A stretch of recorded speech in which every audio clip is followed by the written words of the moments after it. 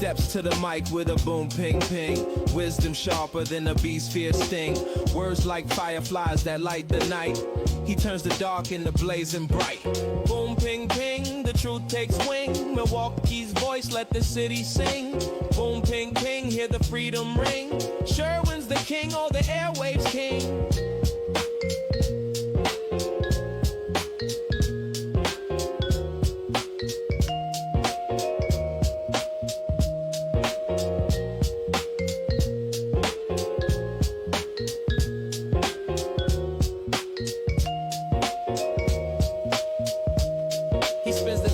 Shake the ground, unveils the truth where lies abound. Politics, justice, social streams. He molds the chaos into dreams. No silence here, just the sound of change. Boom, ping, ping, rearrange. Boom, ping, ping, the truth takes wing. Milwaukee's voice, let the city sing. Boom, ping, ping, hear the freedom ring. Sherwin's the king, or the airwaves king. Through the static, through the noise, he amplifies the people's voice. Boom, ping, ping, like a heartbeat's call. He's got the wisdom to break down walls. Yeah.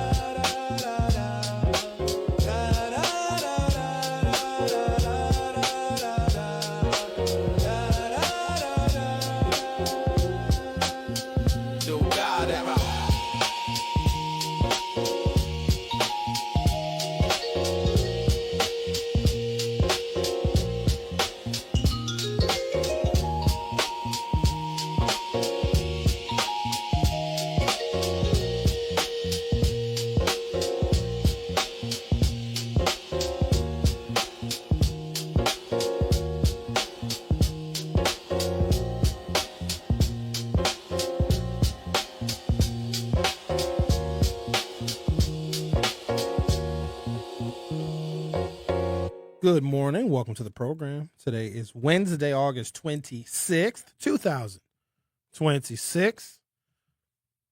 I have reached out to Leslie Montemuro.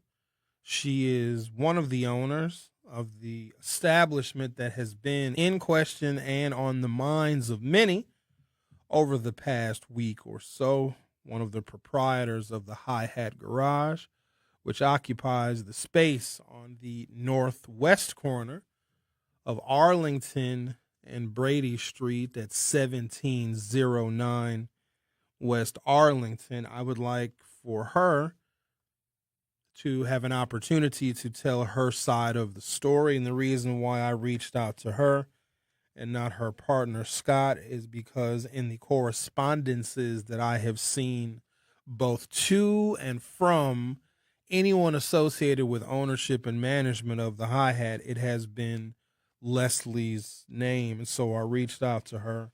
I am not sure if I will hear back, but I wanted you all to know that I did reach out to her to get her perspective. I have my sentiments on the matter and how I feel about it, and the list that was provided.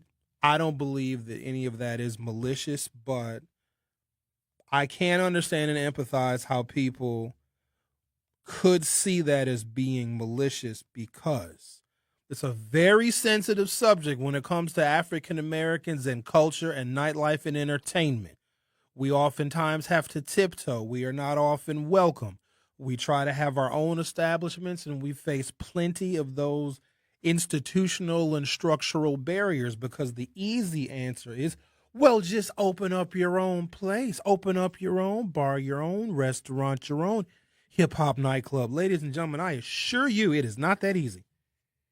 And of the maybe 1 or 2% of people that do have the credit and do have the capital and the business sense and the business savvy and the consultants and the attorneys and everything that you would need, it's a very small percentage of people that even have the ability to make that kind of investment. And when I say make that kind of investment in an endeavor like this, you got to be willing to lose money for 2 years or more. And people that have that kind of business sense and business savvy and have the ability to lose money for multiple years will likely take their investment and their ability to lose money and put it in a different business endeavor altogether. Because the ultimate plan for such businesses is exceptionally difficult for them to stay around long enough to remain profitable. And also catering to a culture that moves so very quickly.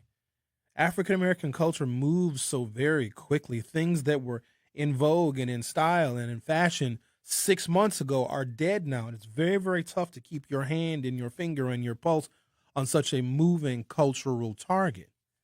There's a part of this conversation that is missing, but also I want to use it as interpreting the moment that we are in because we should feel it all around.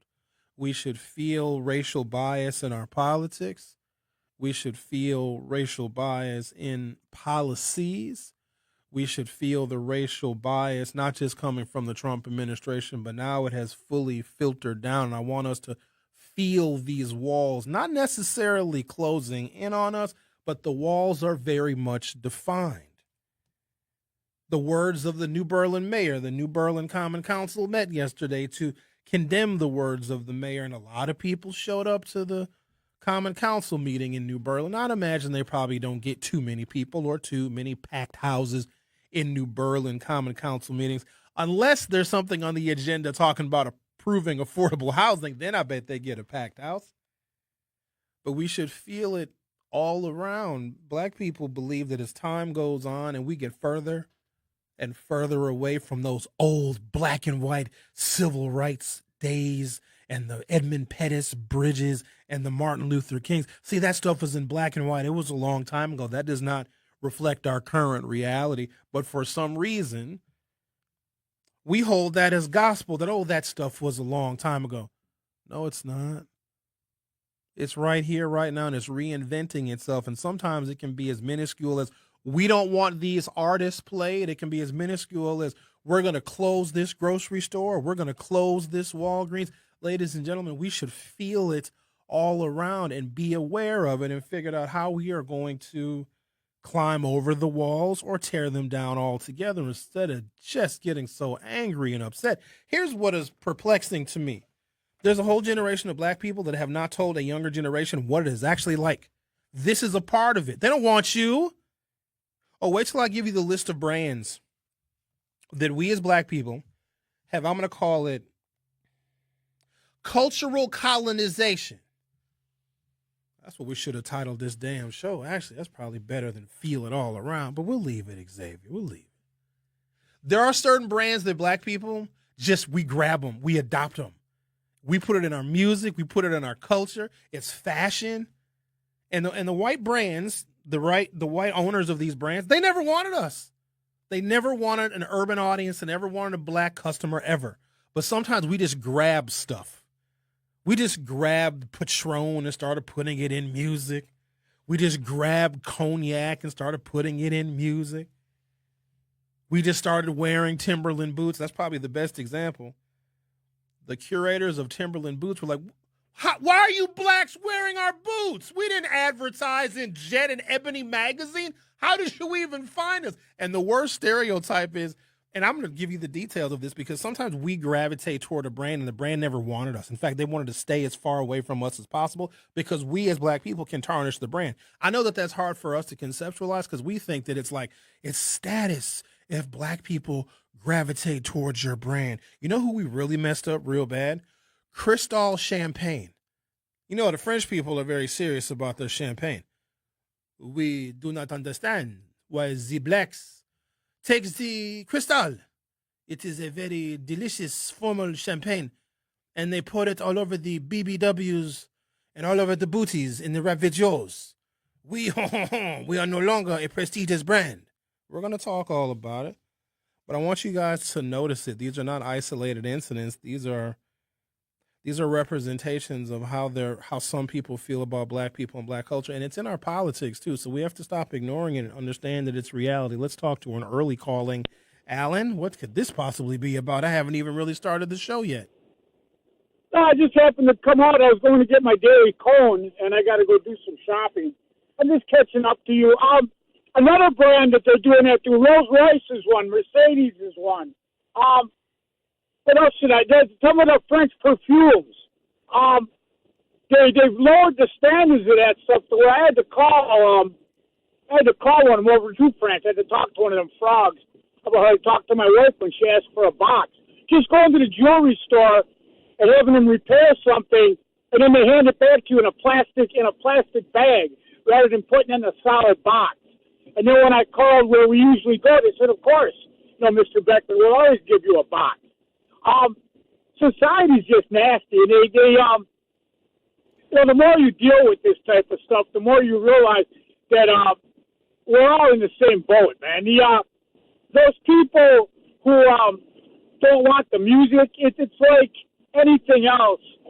They just got these stereotypes. Everybody's not bad. Everybody's not good. That's all I want to tell you. I'm driving over here to Aldi's. That ought to be an adventure. Capital Aldi's nowadays is like that. And the Walmart over here is wild. You never know what you're going to run into. Maybe I'll give you a report tomorrow what goes down. Alan, before you go, is your relationship and your marriage to an African-American woman one of the reasons why you are now able to see the racial and cultural bias? Because prior to you being involved with her, I'd imagine you didn't have this kind of up close and personal view, because you've noticed and you've remarked on this program how your wife sometimes gets treated differently. Then you have to go in and let them know that you're Mr. Beckman. I have to. She does almost everywhere we go. The most racist people, I'm just going to tell you, are like white people who think they got money. And they got these, and the women are the worst. They're absolute blank. Alan, do you think you ever would have noticed this if you never would have married a black woman? I started noticing it when I walked away from my legal stuff and I started teaching. When I started to teach in the inner city, I realized at that point that there was something going on. There was a disconnect, and from the way the kids are and the way that they're portrayed, it really bothered me a lot. And that's when I started to prison is when I got out of that other nonsense. But I started telling my parents, hey, look, this is what I'm going to do, and I'm going to dedicate myself to working where they need me, not where I'm comfortable, not where I fit in, but where I could be. Now, the thing with her and I is, when we first met, she didn't know nothing about my background, really. Never met my parents or seen our home and all this. I'm assuming your parents weren't very accepting. Maybe your mother more so than your father? Oh, yeah, my dad was not accepting at all. That's putting it mildly. Come on, man. I didn't talk to the guy. Anybody else, I would have smoked them. But that's my dad, what are you going to do? But she was like, oh, Alan, I'll wait outside where you go. You ain't waiting outside. You're my girlfriend. Are you insane? So when your girlfriend wanted to visit your parents' house, she offered to wait outside because of your father's attitude about black people? No, she didn't know nothing about my dad yet at the time. She just didn't want to. She was not comfortable being around white people, I don't think. She must have been a little bit comfortable. She married you. A little bit. A little comfortable. She didn't marry me right away. I don't know how I did that. That's one of the greatest accomplishment of my life is having her love. But Alan, I got to take a commercial break. But I just wanted to ask you those questions just to, No, it brings it more to the fore now. I mean, everywhere we go, there's people. I think people get jealous because she can buy whatever she wants. But that's not my problem. I don't care about that. Why are you following her to a store? She don't look. If you've seen her, she don't look like a thief, and I surely don't. Not that means you're not going to steal, but Anyway, God bless you, man. Have a good day. I'm going to listen while I cook my dog food here. I got to get out. I'm over here by Capitol now. Okay. All right. Thank you for all the additional details that he gives when he calls in. So I received an email that was sent to staff of the garage from Leslie Montemuro. And the reason why I reached out to her to offer her an interview opportunity is because of the email. I don't even think I'm supposed to have this email. In fact, I know I'm not supposed to have it because it was more of an internal memo. Well, apparently the garage is going to close for a couple of weeks because there have been threats levied against management, ownership, and the employees because of the list of hip-hop artists that they did not want DJs to play. I want you to sit with that for a minute. okay? And for those of you that are now wanting to play the victim because this isn't fair, why are they picking on our culture and they're being mean to black people and they're being unfair to DJs and this is our music and this is our culture and people go to the garage and they have a good time? Because the owner of the business, which has a tremendous right to offer whatever it is they want, they can offer a menu of drinks or not. They can offer food, different types of cuisine or not. They can request that people that they pay and they hire to DJ, they can request that those DJs omit certain types of music. They have the right to do that. We're not complaining about what's on the menu. Not complaining about the decor. They have the right to change and alter anything that is in the plan of their business. And if you're a consumer and you like the changes, fair enough. You continue to go and you continue to support. But if you're a consumer and you don't like the changes, it could be the food, it could be the drink offerings, it could be the decor. You simply you'll go somewhere else. There's plenty of places to go in the city of Milwaukee. In fact, we are overwhelmed with new places and restaurants and bars. You name it, something else is opening up. But the fact that this proves the point, hip-hop music is wonderful and it's not violent. They have to close the bar because they are being threatened because the ownership opted not to play or didn't want certain music played. Why? Hold on. Why? Because the music is violent. And what are we doing? Threatening the people that own that establishment and threatening the employees. So it is a perfect self-fulfilling prophecy. And then you got some geniuses all over Instagram and all over social media saying, yeah, black people should boycott Brady Street. You idiot. That's the point. They want us to. They're using reverse psychology on black people, and we don't even see it. We're going to get into it today.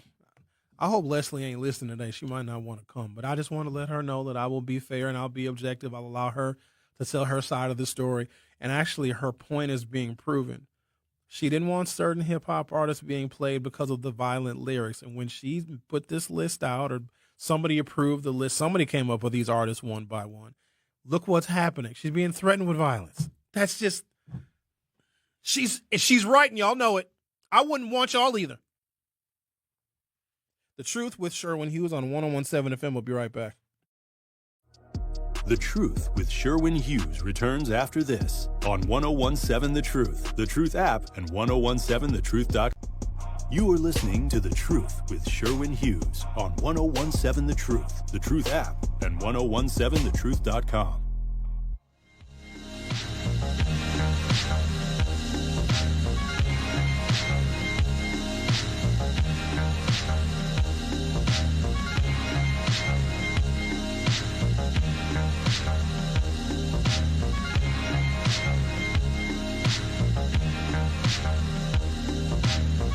Our phone number is 833-212-1017, 833-212-1017. I'm going to read what appears to be an internal memo that was sent to the staff of the Hi-Hat. Apparently, they are being threatened and they are closing the establishment for 2 weeks while management figures out which direction they are going to go in.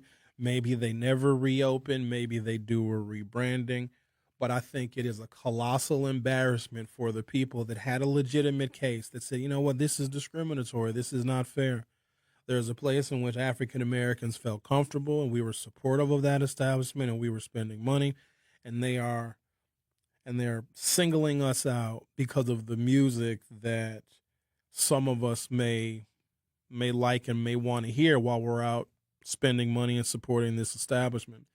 But then when management decides that they want to go in another direction, it's not like they banned hip hop altogether. They just didn't want a particular list of artists being played.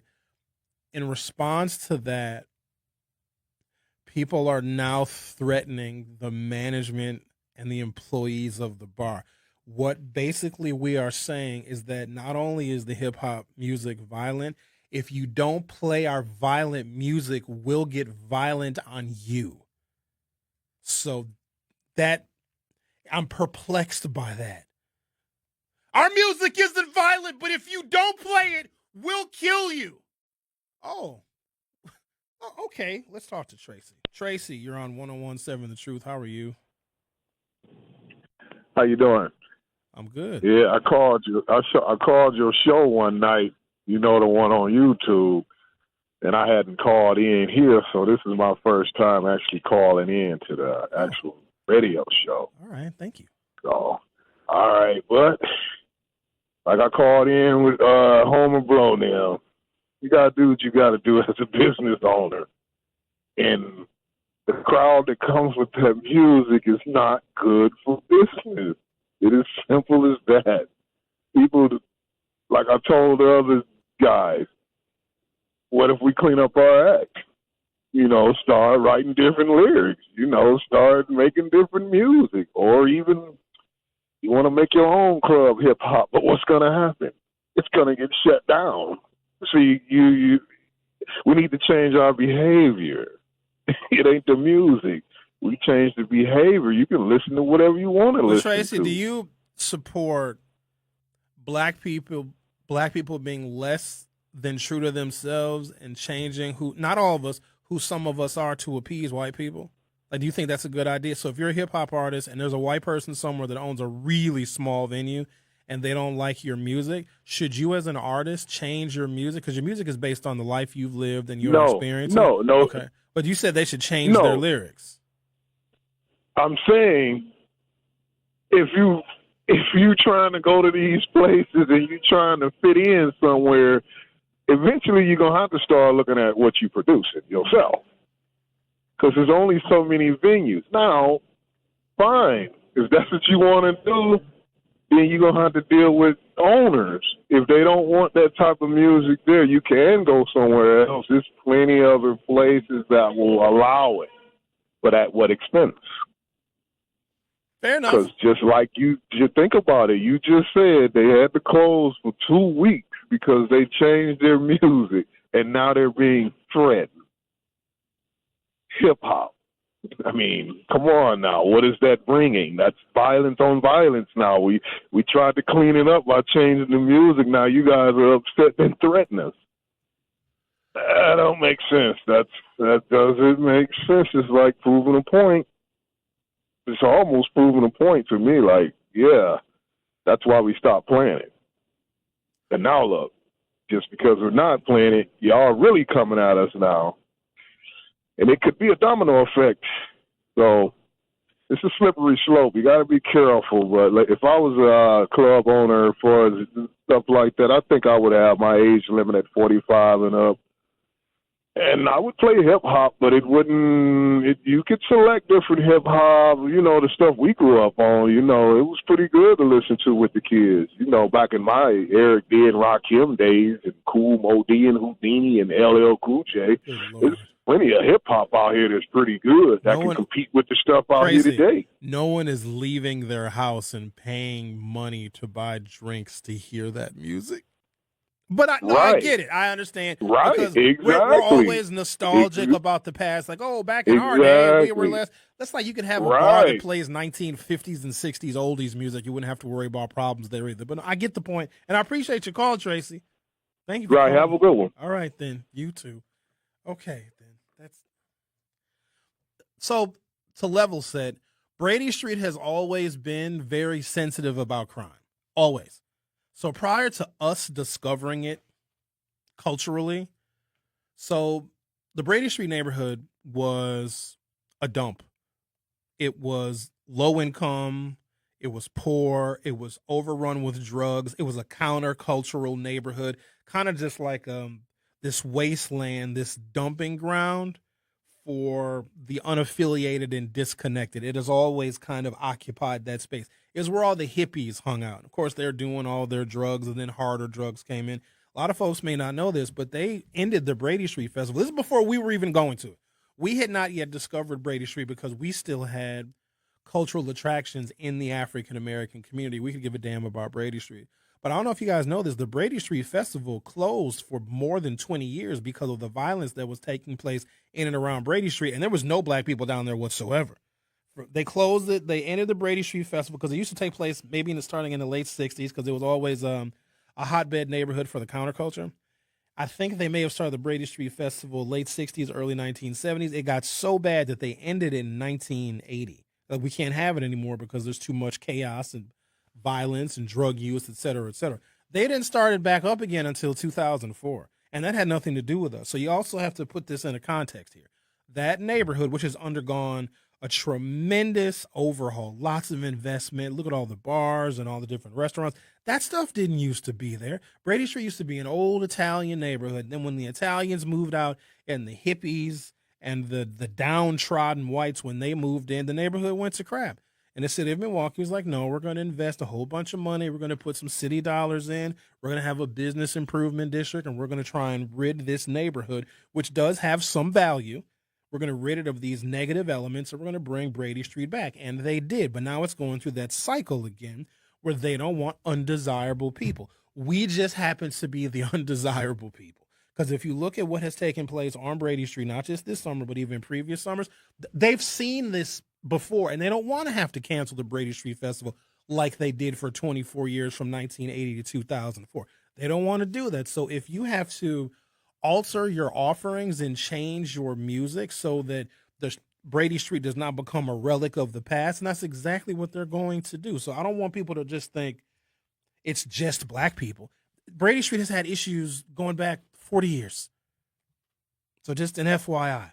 Now, back to this internal memo, which does not bode well nor help plead the case that black people just are innocent and we just want a fun place to hang out.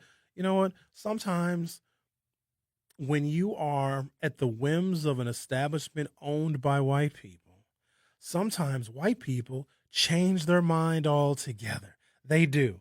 That is the risk that you run when an establishment doesn't have a deep cultural understanding of some of their customers, and you almost can't blame them for that. Sometimes white folks change their mind. Just they'll wake up on a Wednesday and say, you know what? We don't want to cater to black people anymore. They'll just, sometimes you go to work the next day and everything's fine. Oh, you're fired. Sorry. We don't want you here anymore. They don't have to give you an excuse or an explanation, but here's the internal memo.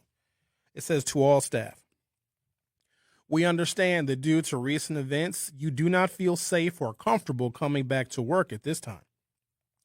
We completely understand, and we are on the path to contacting everyone today, meaning all of their staff.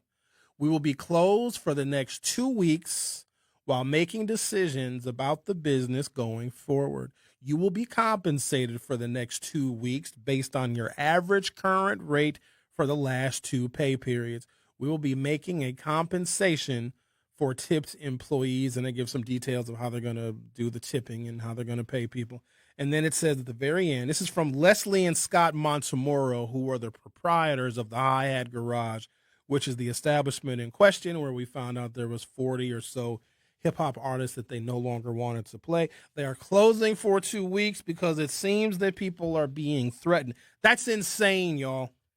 That's insane. If they made it clear that they don't want some artists played, like chalk it up to the game. Okay, you don't threaten the people because now there might be somebody that had a level of sympathy for our community and our culture and our hip hop artists and say, you know what, maybe I'll start a hip hop club if the hi-hat is being unfair and not playing these hip hop artists. Now there's somebody thinking, you know what, maybe I'll take the risk and I'll make the investment and I'll start a club where all hip hop is welcome. But then when this memo gets made public, that if you were not, it's like holding them hostage.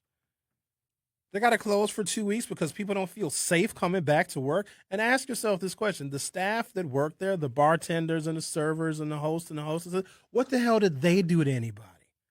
Nothing. At the same time, we don't want the world to think that we're savages and think that we're violent, but you got a place that has to shut down for 2 weeks because they got to figure out what the hell they're going to do, and staff doesn't feel comfortable coming back to work. Come on, we're proving their point.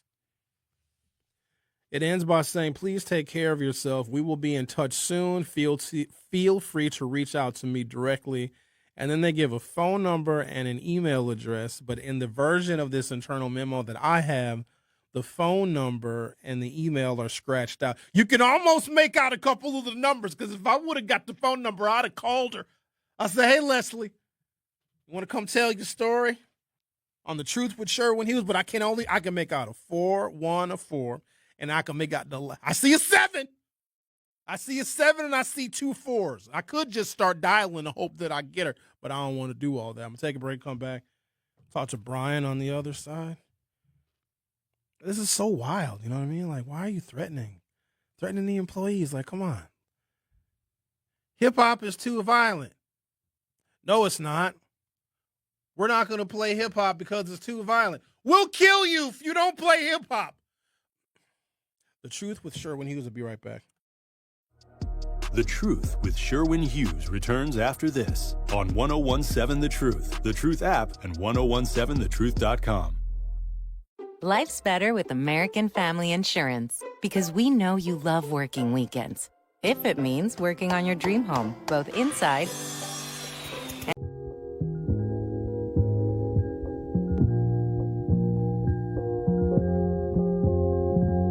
Our phone number is 833-212-1017, 833-212-1017. Well, congratulations, guys. You did it. The hi-hat is going to be closed for the next couple of weeks, but don't worry, the employees will still be compensated until they figure out which direction they are going to go in the event that they decide to reopen or not. Perhaps they do a rebranding. We've seen rebrandings happen before, and I know that Elsa's comes up with great frequency. Elsa's was a place that had, I think, openly and willingly catered to the changing cultural tides, because the thing about Carl Kopp, and I know that people speculate a lot about him. I actually know the guy. He's not some evil monster. I think that he's been put in a very, very difficult situation. Could you guys imagine, you start this restaurant in the 1970s and it just caters to just middle class or upper middle class white people. That's just what it was for like 35 years. And then literally all of a sudden, a black person discovered chicken wings there and broccoli. No, seriously, the broccoli is actually a real thing. I didn't even know black people ate broccoli. Like, I personally love broccoli. It's carciferous. It's very delicious. It's good for you. It's very healthy. Broccoli is delicious. So it wasn't even the broccoli. It was the sauce. It was like this sweet, tangy sauce that you get with the broccoli. And then it changed. There were nights that I went into Elsa's where it was all black people. And they could have done a rebrand when they saw that coming. But for 10 years, 15 years, black people were very much welcome in Elsa's. And the service that we got, even though we as patrons sometimes went a little bit too far. You didn't need Steve the Stoner coming in there with that Fisher-Price boombox doing a damn rap concert in Elsa's. You didn't need that. But they didn't close. They didn't rebrand. They still kept chicken wings on the menu. But a lot of times when you see Steve the Stoner coming and doing a free concert, your days are numbered. Sorry, Steve. He ain't listening to this show anyway. Just saying. He did one at the 3rd Street Market Hall. I know he did. With Ludacris. He most certainly did. But you were here, weren't you? They nipped that in the bud, though. They're like, I don't know if we want all this here. Because the 3rd Street Market Hall is a very unique place because they're trying very carefully to excise a particular element that may scare away who I believe their real customers and clientele are. I mean, you got downtown business people or whatever. That's some of the customer and the clientele. But it's suburbanites that are coming into Milwaukee for a show, for a convention at the Baird Center. Oh, speaking of which, we're going to talk about this today. We're going to be talking about the situation at the Hi-Hat because I think there's a lot to unpack here about black people and our culture and how our culture is perceived by us and then how it's perceived by other people. We don't have a lot of self-awareness as black people. We think because we love something and it's us and it's authentically us that everybody else is going to love it. That's not true.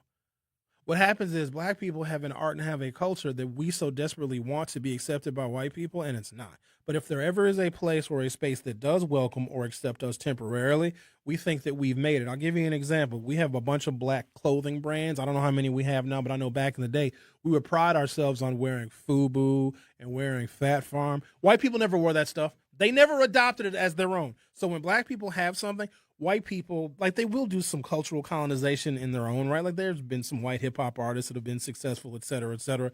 They sometimes try to copy our fashion, but they don't take a black brand and make it theirs. That doesn't happen. But we, as black people, will take a white brand and make it ours and think that that gets us closer to acceptance. It's a really weird phenomenon, and I think it's steeped in white supremacy, that we find some kind of prestige in European brands and white businesses and white companies, and we make that a part of our urban culture, oftentimes to the chagrin of those European brands and companies. Cristal was the best example. Jay-Z decided he liked Cristal because it was expensive. And here's the thing, it doesn't even taste good. It's not even good champagne. Really, no champagne is good. It just tastes like seltzer. You know, I'm just not crazy about, I don't like champagne. Anyway, let's talk to Brian. Hi, Brian. How are you doing today? Oh, pretty good.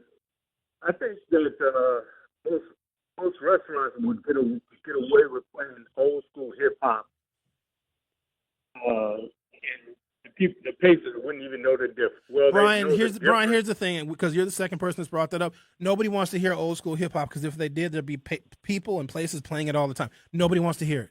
Nobody's going to go out and spend money to listen to old school hip hop because the people that are from that era, Brian, we're not going out and paying $30 a drink.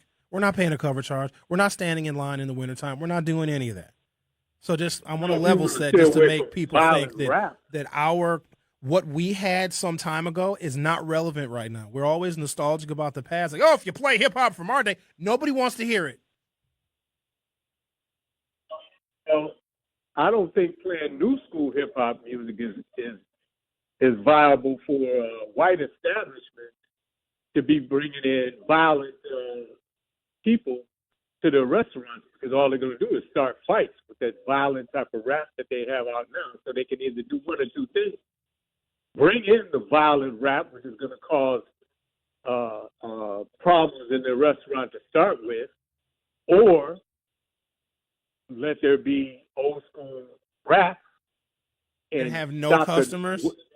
Because Brian, if you found out they were playing old school rap at the garage, would you rearrange your social calendar to go there and patronize? Absolutely not. And you know that you wouldn't. But here's the thing about playing modern hip hop music. You can rip people. Brian, I'm explaining something to you. Here's the difference with playing that old school music, because we would just listen to the damn music at home and get a bottle of wine and watch TV and listen to that music if we wanted to. We're not going out to listen to it. We can listen to it in our damn cars. Younger audiences that want to hear modern hip hop, you can rip them off. Now you got to invest a little bit of money in security. You got to have some cameras. You got to have some few extra bouncers. But you can charge us $30 for a sniff or a cognac. You can charge us $15 or $20 as a cover charge. You can make a tremendous amount of money on us. That's the difference. We, us old heads, we're not paying that kind of money to listen to music that we grew up listening to.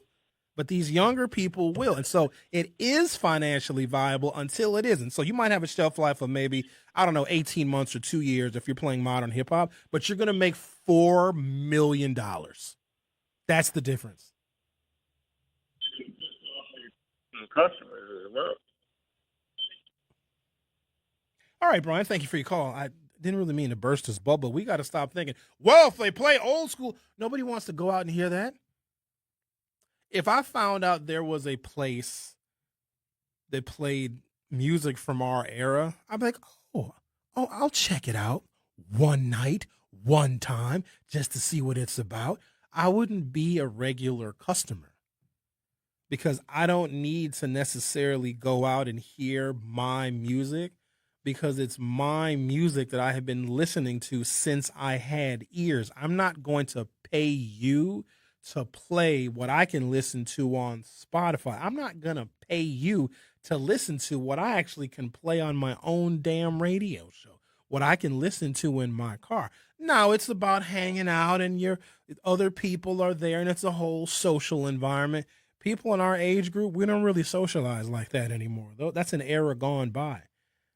I just find it interesting that people in our age and older, if you play old school music, and then I'd ask that person, yeah, would you go to an establishment that play? Oh, no, I wouldn't go, but the kids would like it. No, they wouldn't. They hate our music. They laugh at it. And when you compare like modern hip hop or even Milwaukee based hip hop to what we used to listen to, it sounds like it's not even in the same genre. It's from a different century. It's like telling everybody in this modern era of 2026, it's like telling everybody to buy a car from the 70s.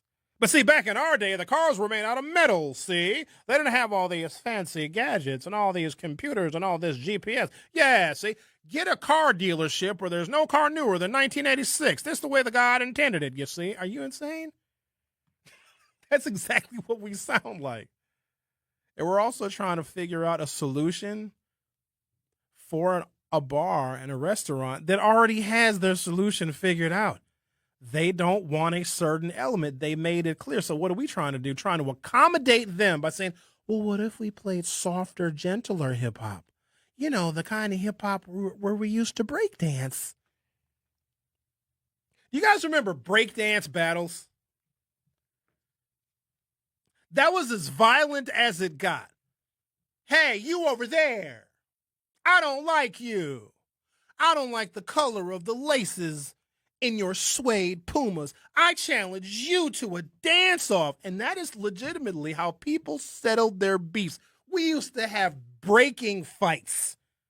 Not breaking like breaking things, like break dancing. When you think about it, that's the gayest thing I've ever heard in my entire life. I'm mad at you. I'm going to dance better than you. We're going to determine the winner. I won the dance-off. And then you sashay away. Isn't that silly? And so we want young people nowadays that would much rather settle a beef either with fists or with guns to listen to music that we played where we settled our beefs with head spins. Watch my back spin.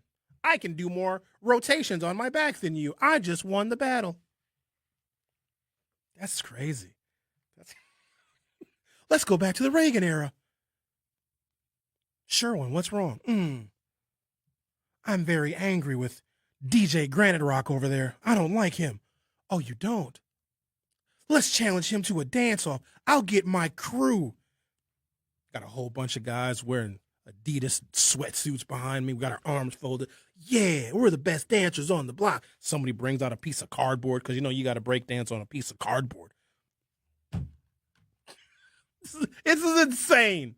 All right, we'll take a break, come back. Let's talk about some brands that we as black people have adopted, but the brands never wanted us. You know how you can tell if a brand wants your patronage? Look at where they spend money to advertise. Do you think that the Hi-Hat Garage, and I'm very much in tune with what businesses, companies, and corporations advertise in black media, because that shows real support for us and our culture, and it shows support for the dissemination of information into the black community. Listen to the businesses that choose intentionally to advertise in black media, because that's them saying, we want you as customers. We want to showcase to you what we have, what we offer, and we want you can feel comfortable here, you can feel welcome here, because they're willing to invest in black media. Do you think the Garage has ever taken out an ad schedule here or anywhere else where there's black media? You think they advertise on V100? You think they advertise on 98.3? They absolutely do not. Now, that doesn't mean that they don't appreciate African-American business. It's just they aren't intentional with it. And whenever a white-owned business is not intentional in wanting to have black customers and reaching out to black people and our demographic, then they always can change their mind and say, you know what, enough of this. We don't want this anymore. We want to change directions, or we will close altogether. Do I think that the Garage will be closed permanently? No. But if they reopen, I bet you they ain't going to have lemon drops on the menu no more. Take a break, come back, continue our casual conversation here on The Truth with Sherwin Hughes, exclusively on 101.7. Attention tips. Right. Thanks, honey bear. Because remember, only you can prevent wildfires. Brought to you by the USDA Forest Service, your state forester, and the Ad Council.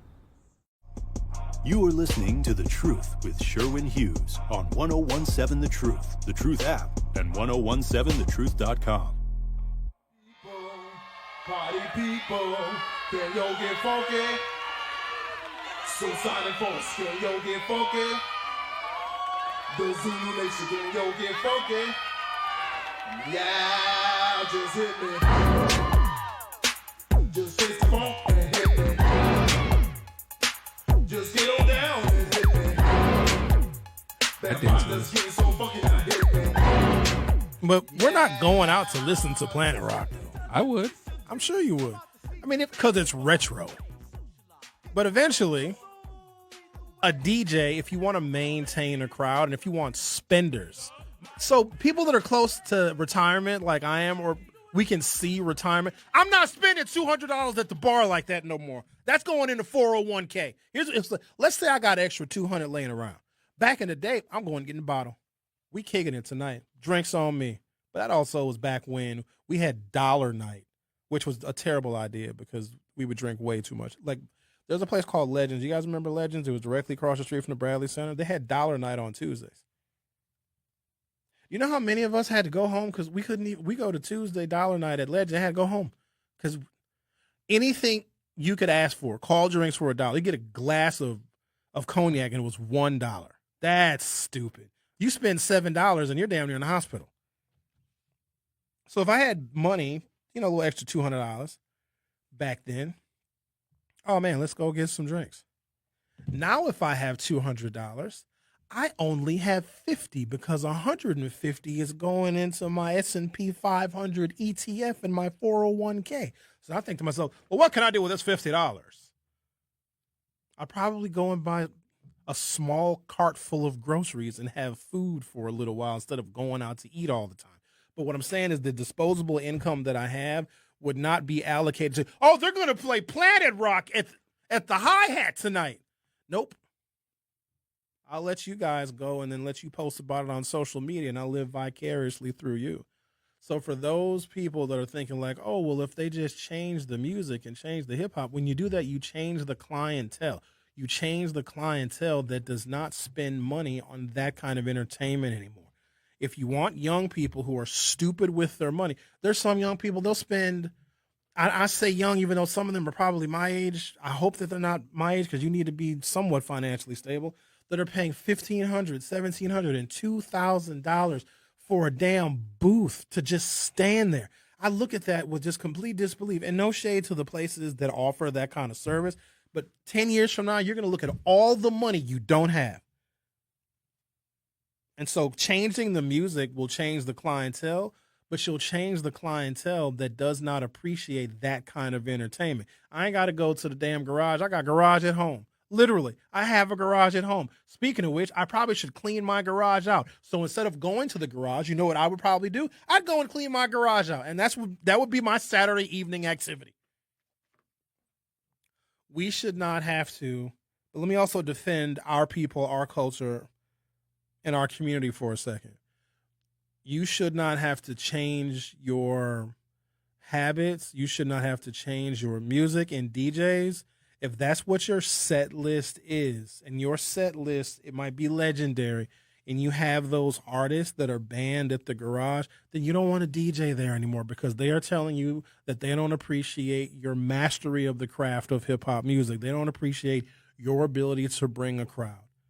Now, you have your own little market because DJs, I know in this city, and there are many, they have their own little niches. If somebody hears that XYZ DJ is going to be playing at this location, a crowd will actually follow them. You guys have built your followings. Take your following somewhere else. Even if we got to go back to what was really fun, house parties. That's where it's coming back to. Everything else is going retro. Why don't we do house parties anymore? I used to love house parties, especially when it was hot and it was sweaty and you would just be sweating on each other. And I got to take off my shirt. And now I got to grind real slowly at the house party, and it's very dimly lit. All you had is one red light bulb. That's all you needed. And then there's people in the corner humping. Maybe they're dry humping. Maybe they're wet humping. I don't know what they're doing, but they're in the corner, and you got people that are dancing, and you got people over here getting some drinks, and they're having a good time, and ain't nobody bothering you because you're in the basement of somebody's house. Bring the house party back. Bring the DJ, and you charge $7 and you give them a red Solo cup, and you got some. Do people still make WAP? Xavier, you know what WAP is? Wapatui, where you make put a whole bunch of stuff in a bathtub or in a big bin, and you put in the gin and in the vodka, and you put it in the fruit punch and the Kool-Aid and all of the fruit. Y'all drink the WAPs? Party juice, yes. Oh, you call it party juice? Yes. Okay, we call it something different. Okay, that's fair enough. That's more like a freshman in college type of thing, though. Is it? Yes. I had a lot of fun. Sometimes they just make it in the bathtub. You just get your red Solo cup and you dip it in. Probably not the best idea, but you guys get where I'm. Walk through cops indoors and roam all over Coliseum floors. I slept on stage at Live Aid. All the people gave and the poor got paid. And out of speakers, I did speak. I wore my sneakers, but I'm not a sneak. My Adidas touched the sand of a foreign land. With Mike in hand, I close took command. My Adidas didn't be close as can be. Welcome to hour 2 of The Truth with Sherwin Hughes. Adidas didn't ask for this song, by the way. They didn't.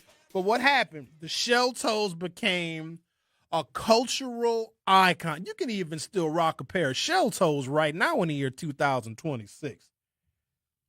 Shell toe Adidas, suede Pumas with fat laces, all of the things.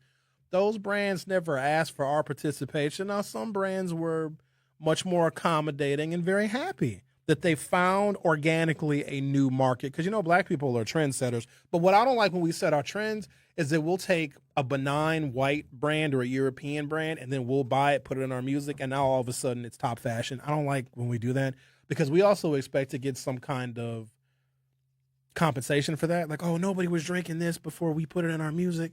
You owe us royalties. And the company's like, screw you, Blackie. You're the one that got drunk off of Cristal and decided you want to put it in your music. Ain't got nothing to do with us. But Adidas is a damn German athletic wear brand. In fact, we're saying it wrong. The Germans say Adidas. That's how they say it. It's German. Most folks probably didn't even know that. Some of y'all probably thought Run DMC invented Adidas. They did not. Let's talk to D. Hello, D. You're on 101.7 The Truth. How are you? I'm good. How you doing, Sherman? I'm doing good. I've been driving Uber on the weekends for the last 2 summers. So I'm downtown from 8 to 3 a.m. every weekend. Unless people frequent down there on Brady Street, they really shouldn't have an opinion about what they're trying to do down there to keep their businesses operating. Because it's a mess, let me tell you. What do you mean when you say it's a mess? Describe the mess for our listening audience. What kind of mess do you see, D? Well, a lot of the people, they're not even going in bars. They're hanging out on the street. So maybe this bar is seeing that they just have people hanging out in front of the bar. A lot of people are underage, which that should be a big problem. They should be giving out wristbands or something to keep underage kids from hanging out down there. There's people fighting. There's shootings on the regular. It's not just there. Like at State Fair, it just happened. I drove by there Sunday night without even hearing that something happened. I could already tell that something happened just by the people standing in the street. So, there's a serious problem in this city, and I think a lot of people are not seeing what's going on. But, I will say that this summer looks a little better than last summer when everyone was down on Water Street. That was chaos down there when they had to bring out the horses almost every weekend. And you're saying they're not doing that anymore on Water Street? They're not bringing out the horses anymore? No, because most of the people went to Brady now. Oh, okay. And it's a much smaller crowd now. Gotcha. It was almost all underage kids down there on Water Street last year. Okay. Maybe because they took away the food trucks. Yeah. I'll be right in the middle of it. It didn't make any sense. Seriously. All right. So let me say one more thing. Okay. They have to do something to clean up what's going on down there, because I heard that there's bars talking about not renewing their licenses. You understand? So unless people are down there and they see what's going on, who is complaining about this? Are these actually people who are going out? Or is this somebody trying to be an activist and they think that this isn't racism, this is people trying to save their establishments? You make a good point. Sorry to say it. No, don't apologize. All right. Thank you for your call. All right.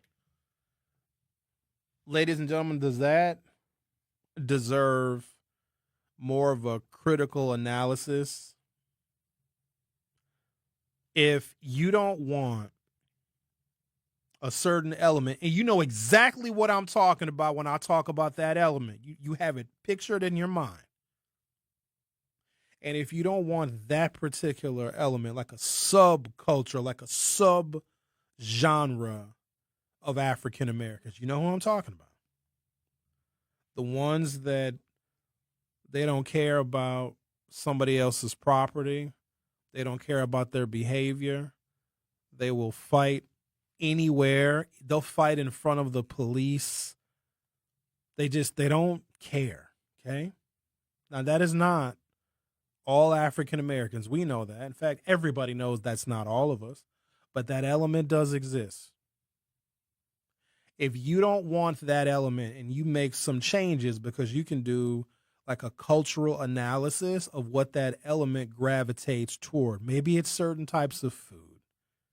Maybe it's a particular kind of music. I'll let you do your own analysis, but you can figure out what attracts this element that quite honestly is dangerous, and it drives away paying customers. Because a lot of you all are not going to go to a place. Some of y'all won't even go to a particular part of town because that element exists or that element may show up at any point in time.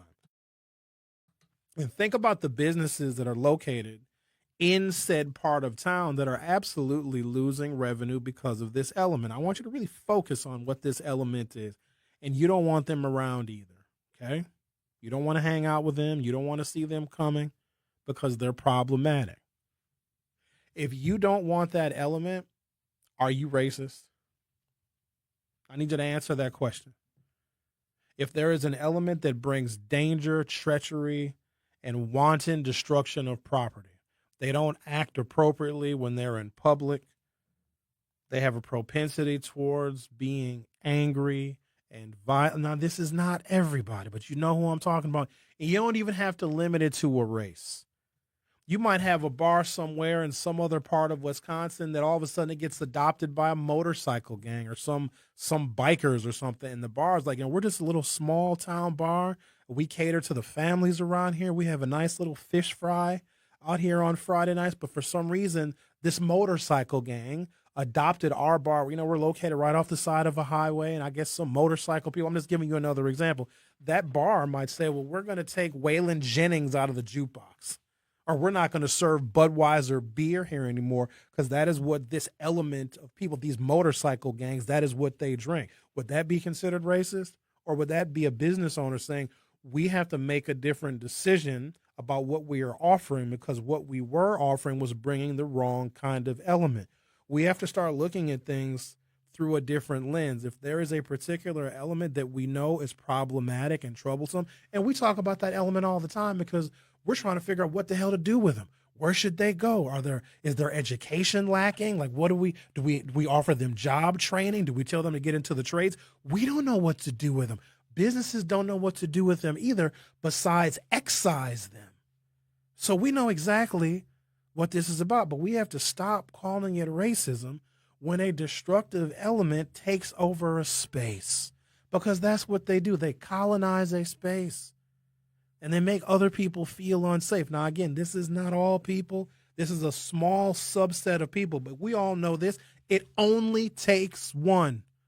You can have a wonderful festival where everybody gets together and has a good time and is diverse and people are getting along and they're meeting each other, because we need places and spaces like that in Milwaukee, because for too long we've all lived in our separate spheres. And when you live in your separate sphere, then generalizations and stereotypes become the rule of the day. But when we have places where everybody can feel comfortable hanging out, and maybe the music is very diverse and the people are diverse, you've got Muslims. You know you've done a good job when the Muslims come out. You've got Asians.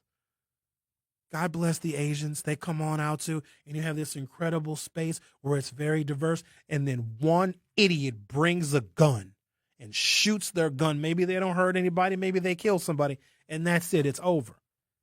That one person is who you have to watch out for. So if you're a business owner, you got to be concerned about a couple of things. Obviously, the market. What is the economy doing? Do people even have money for your product? You got to be concerned about that. You also have to be concerned about risk. Certain people bring a risk to your business, to your license. And if you have to do things to mitigate that risk, because you know that if this element takes over, then you very well may lose your business and lose your investment. I have known people that have put themselves in permanent financial holes because they took a risk. They were an entrepreneur. They borrowed a bunch of money because they just knew that this was going to be a successful concept. Bar, restaurant, nightclub concept. They will never get out of debt because one person found somebody in their bar. They had a beef with them and they shot them. That's it. Liquor license not renewed. And they're still on the hook. That's what we don't understand. If you own a bar or a restaurant, you're living on borrowed money for a very, very long time. And the only way in which you can do two things, pay that money back, and then after all the money that you borrowed to redo the kitchen, to redo the interior, to put in new bathrooms, you got to get it up to fire code. You got to make sure it's wheelchair accessible. All that stuff costs money. You might have borrowed $200,000, $300,000, $400,000 so you can have this real beautiful spot that you can call your own, and you open it up and then some idiot shoots somebody or you have a whole bunch of fights and now you lose your liquor license, meaning your ability to repay your debt is gone and you will never be profitable because you lost your only roadmap to profitability, and that was your license. Wouldn't you want to also make sure that element doesn't harm your investment? Now your wife is leaving you. Oh yeah, fellas, you think that she won't leave? You think she won't go broke, lose your job? She's the first one that's leaving. First your liquor license, then your woman. And so if you can prevent that element from ending your damn marriage, you can't call it racist. There are several well-documented cases of where a racial or ethnic minority, often through music, street fashion, or youth culture, effectively commandeered the cultural meaning of a brand without the company's permission, sometimes to the discomfort of its executives. And we got to be mindful of this. Sometimes we as black people will find a place, we'll find a space, and we like it. It's new, it's innovative, and it's, something totally different, and we adopt it. And let's say it never catered to black people ever before, but we find it and we just adopt this location. Maybe it's a restaurant, maybe it's a nightclub, whatever it is. But the owners never wanted us in there in the first place, and they tolerate us for a very long time. Then we bring our most sinister element. And we know that when that element shows up, then that business is now in jeopardy. How many of you are willing to sacrifice your life and your livelihood to cater to this sinister element, knowing that they don't care not a damn thing about your business? They don't care. They will tear your business up. They will fight in your business. They will jump behind the bar and throw bottles at each other. Who wants to cater to that? Now, we got to have a real conversation about this now, because when somebody says, I don't want that element in my establishment, what do? We call them racist. And we have done a little bit too much of that. This is in my opinion. Some of y'all are still going to call everything that hurts your feelings or anything that you dislike or anybody that tells you the truth, you're going to call them racist. We've cried wolf so much about everything being racist that nobody believes us anymore, and nobody literally cares. Nobody cares. Go ahead and file an EEOC complaint right now. See what the Trump administration does with that. No one cares. DEI gone. Affirmative action gone. Nobody cares. Now, we have to understand that criticism should be welcomed. It should be appreciated. Sometimes there are opinions that don't coddle you. Sometimes people tell you the truth. And you got to accept that for what it is instead of trying to shame the person that is being honest with you. Hey, we don't want to cater to this element. We don't want them here because we've seen what they have done. They have left a proverbial trail of tears of all of the places they've gone to, and they've closed this business. They destroyed this business. There was a shooting here. There was a fight here. Who in the hell wants to cater to that? And shout out to the people that do. But even they know they got a shelf life. They know they're on borrowed time before somebody gets shot. That is the city in which we live in.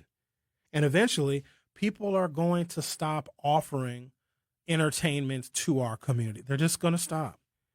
One of the Walgreens that closed, was it the one on 27th and North Avenue? They said they're closed. And some of the Walgreens were closing. I thought because they were oversaturated, because there's a whole bunch of other places where you can get like your prescriptions. And whatever Walgreens sells, there's a whole bunch of other places. You can go to, Pick and Saves and Metro Markets, and you can get stuff online, and there's Amazon, whatever. That Walgreens that closed, that was on 27th and North. I don't know if it's closed yet, but they made their announcement that they were closing. They said, our employees don't feel safe coming to work. Can you blame them? How many of you who love your families depend on you for the money that you make and your income, meaning your family wouldn't survive without you? How many of you would be okay going to a place to work every single day? And you remember, you need that job now. You got to pay the rent. You got to pay the mortgage. You got to pay the bills. You got to feed your children. But imagine the place in which you work. You don't feel safe. Let's imagine your car has been stolen. You might have been robbed before. You can't blame them for prioritizing the safety of their employees. But that's something that we are going to have to deal with. There are consequences, and I told people there's going to be consequences. You're going to see more consequences. You just wait. Wait till the Republicans really get a hold and start involving themselves in this gubernatorial election. You think they're not going to broadcast the images of Brady Street and Water Street and all the mayhem and the chaos that took place in the city of Milwaukee? You know what they're going to say?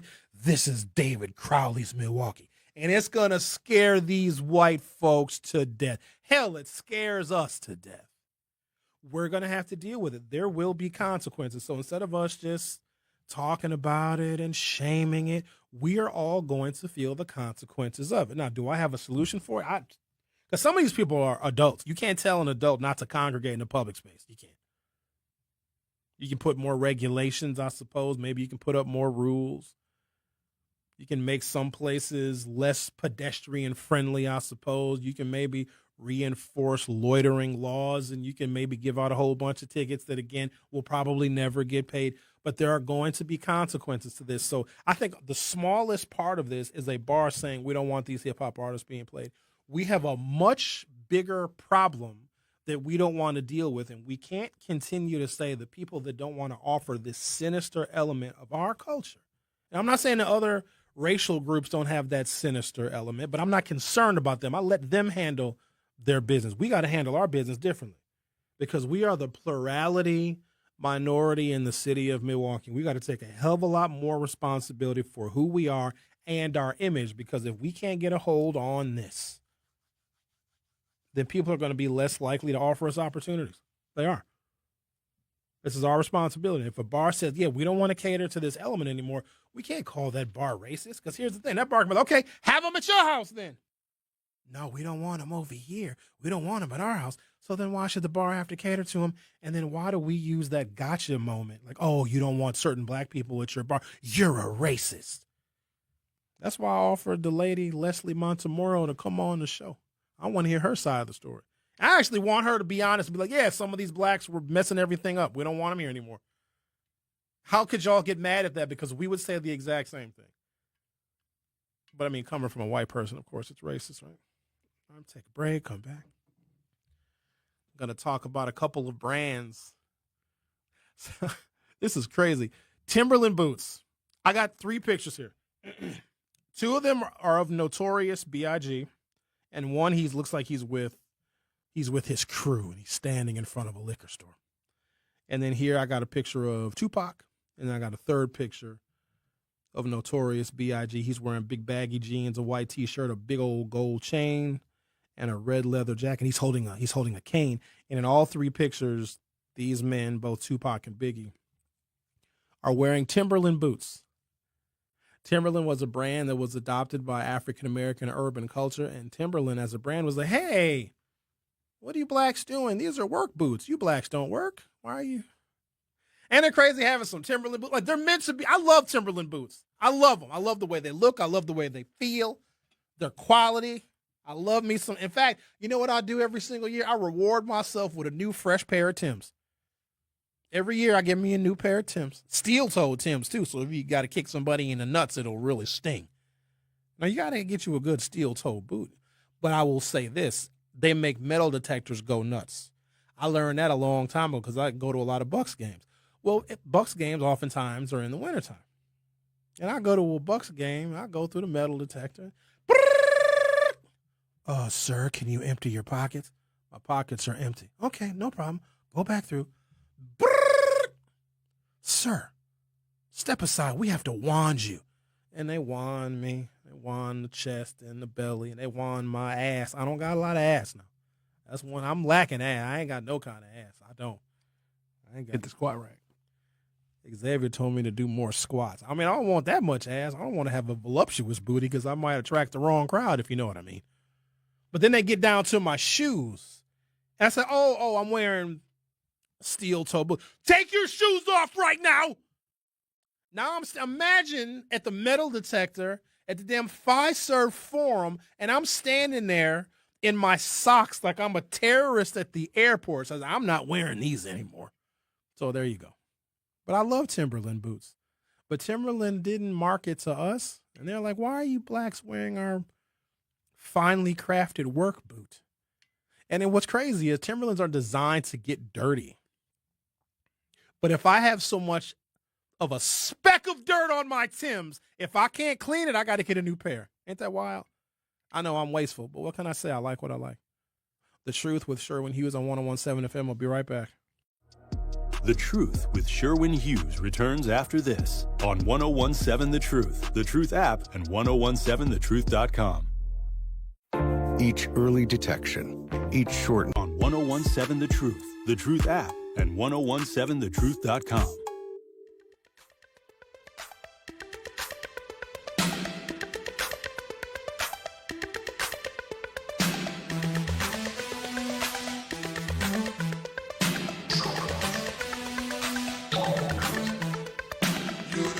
This music's coming back.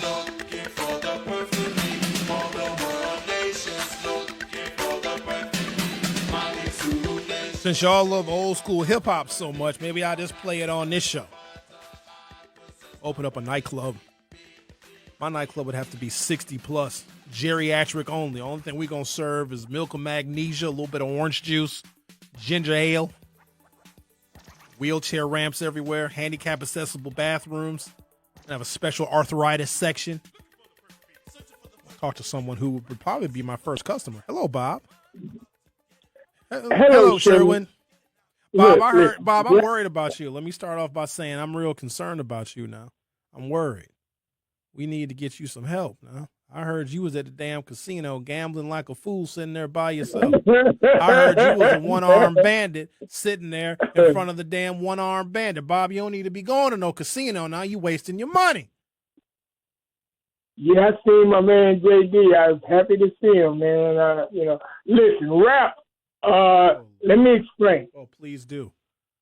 What we went through, what they've gone through, it comes to a conclusion that the consequences of them uprising about institutional racism goes into rap. And they say things that aggravates white people. They just do. And that's why they don't want them in these lounges, because they just saying because the consequences is going to jail, getting killed, or whatever. So they put it in the rap. And they say those things. And it's like, it aggravated me when you told Linda, say blacks only. She can say whites or blacks. You know you're not a racist. So if she want to say the good white people and the black people, she ought to be able to say that, Cheryl. You know, and when it comes, Bob, white folks ain't speaking to her. They ain't saying hi to her. They're not welcoming her. They're not saying good morning to her. Why is she providing grace to people that provide none of us? See, we got to stop doing that. We got to stop bending over backwards and be gluttons for punishment to appease white folks. Bob, I don't know what I need to do or what I need to say. They can't stand us. If we are lucky, they tolerate us, but we got to be okay with that. So we think by inviting them to the barbecue and being real nice to them and doing a little shucking and a little jive. Oh, yes, sir. Oh, I sure will do that for you, sir. We think that that's going to get us some kind of favor. It is not. We need to be much more concerned about who we are, what we are doing, and the kind of culture that we are putting out to the world. We ain't got to say good morning to white folks because they sure enough ain't saying good morning to us. Sure, there's integration whether you like it or not. White people are marrying black people, and black people are marrying white people. And you're not a racist, so you can forget. I never said that I was, Bob, but because I want to protect my culture and my people from the evils that for some reason we don't seem to recognize, I don't know what more needs to happen to us. We don't got to be accommodating to them because they're not accommodating us, and I don't care who marries who. They ain't got nothing to do with it. You can marry whoever you want to. You can date whoever you want to. At the end of the day, Bob, they still prevent our success. So we ain't got to say good morning to them. They ain't saying good morning to us. They're not inviting us to their barbecue. All right, Bob, let me ask you this. When's the last time a white person invited you to a barbecue? Sherwin. When I lived the last time. 1960 what? When was the last time, Bob? When was the last time you asked for potato salad with raisins in it, Bob? I need to know. Give me a date. When? Sherman, that white producer you got, he's one of them good white people. Bob, You're not a racist. I don't have a white producer, Bob. Where did you even get that from? Okay. Oh, good God. Give you an example, Sherman. Go lay down. Now you take your medicine? There was a white woman that I used to gamble with on a regular basis. On a regular basis. You know, I didn't mess with her. She didn't mess with me. And she gambled at a lounge near her house in Waukesha. She said she hadn't seen no blacks until she was 20. Bob, what the hell was you doing with her? You gonna get lynched? Gambling, I talked to her, and then all of a sudden we started gambling together once in a while whenever I went, you know, because she was cool, and she was, you know, she was a white woman. Did you go pick her up, or did she come? How did y'all get to the casino? Did you meet at the casino, or did you used to go pick her up? She drove her car. I drove my car, Sherwin. Let me finish this quickly. The white woman, she gambled at the lounge next door, or a block down, and they had a few machines there, and so she gambled there and won some money, and they wouldn't give it to her right then. They gave it to her later.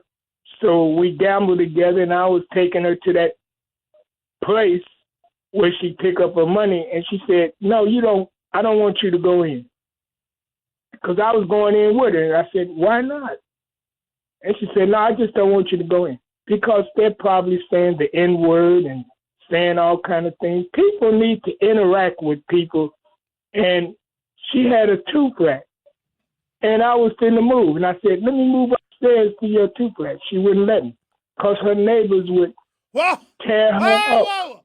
Bob, you trying to move in with the white gambling lady.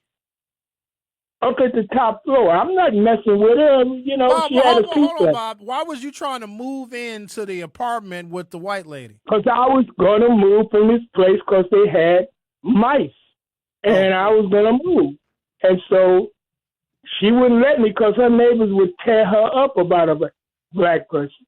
You know, she's a Bob, good you're literally white proving woman. my point. This woman wouldn't let you go into the place to collect the gambling money. You wanted to move in with her, and she says no. That means that you weren't wanted, Bob. You were not wanted. And you got evidence of that on more than one occasion. Now, continue your story. Where the white woman at now? You still be gambling with her? No. She's gone in a nursing home. I don't know if she's dead or whatever. I feel bad because she was a little older than me. You better check on her. She didn't want me to get in any kind of aggravation, and she didn't want to get in any aggravation. You know, so... Bob, I need you to understand what you just said. You know what the aggravation is? That you were born black. How is that not offensive to you? You're not offended by that? That she couldn't take you certain places, or she didn't want to be seen with you, and you certainly couldn't live with her because you are black. Why are you accommodating somebody like that? Now, I get it. Y'all used to gamble and have your little fun. But at the end of the day, she made it clear you were not welcome nor wanted in some of her spaces. Here's how it is, Sherman. I went to one real estate because I wanted to buy in Bensonville. They said, why don't you buy in Maywood or Bellwood? I left. I didn't even say nothing. I went to the second real estate person. They said the same thing. And I just left. I didn't pay it no mind. They were racist. I didn't pay no mind. The third was a white guy from a real estate. He said, I'll get you that place. And he got me that place.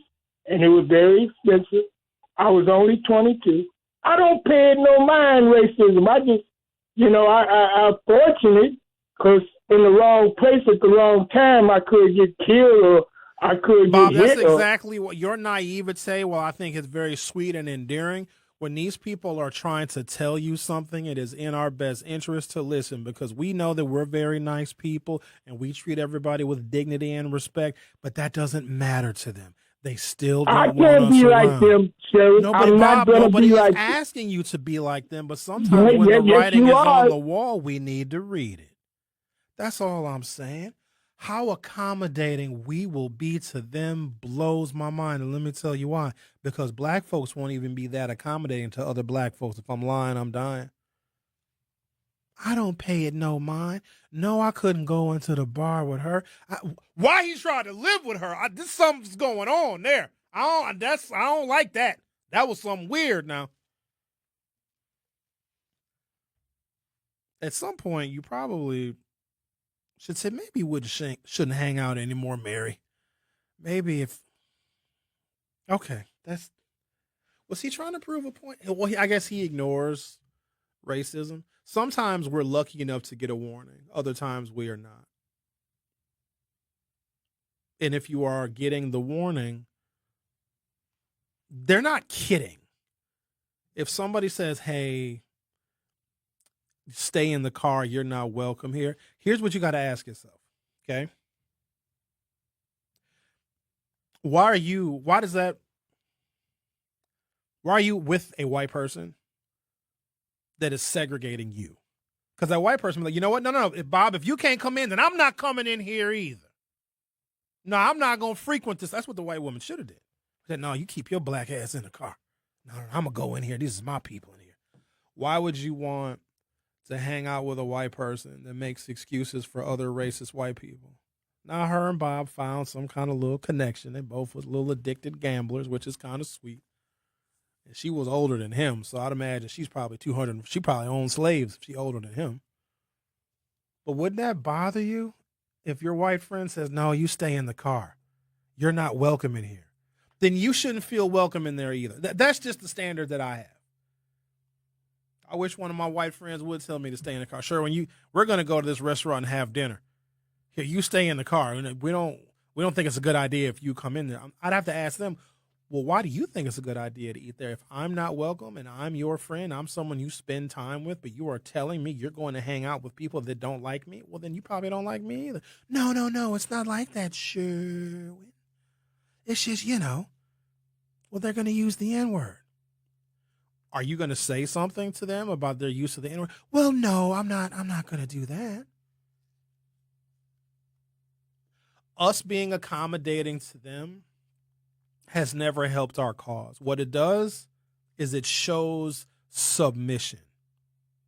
And when black people submit and we're overly accommodating to them, they have no motivation to change. It's very, very simple. All right? Okay, then. Everybody happy?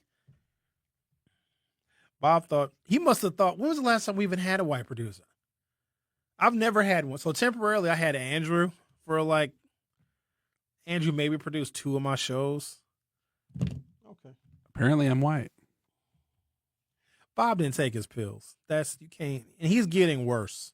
Eventually we're going to have to stop taking his calls because the fact that real estate agents steered him, Maywood's a black neighborhood in Chicago. And he said, oh, I didn't pay it no mind. Wouldn't you want to find a black real estate agent at that point? I'm just saying, if they're trying to steer you, which, by the way, what they did was illegal. And maybe I'm different because I can't be too accommodating to someone who will disrespect me in front of my face. All right, I'm going to take a break, come back. Timberland boots. I can't stop buying them. I got to have them. But Timberland never wanted the black customer. Well, too bad you got one. Because they're a nice boot. Xavier, do you have any Timberlands? I have never owned a pair of Timberlands. Oh, great. Now I'm over here buying Timberlands and driving a Tesla. Look at me. Yikes. The Tesla, I have no regrets. None. Every time I put it in self-driving, Tesla, take me to the restaurant. Aye, Captain. I'm getting rid of Starlink. You don't like it? Uploading processing is very slow, like dial-up slow. You know what it's for? It's for like rural, remote areas. In the city, you have a lot of options for internet, but it's for people. So they have one they offer where I can have it in my car, where I can have high speed. I don't travel. Fun. Well, I lost my job and my parakeet is missing. How was your day? But the real world is different. Managing life's challenges can be overwhelming. So, what do? We get support. The Huntsman Mental Health Institute and the Ad Council have mental health resources available for you at loveyourmindtoday.org. That's loveyourmindtoday.org. See how much further you can go when you take care of your mental health. You are listening to The Truth with Sherwin Hughes on 1017 The Truth, The Truth app, and 1017thetruth.com.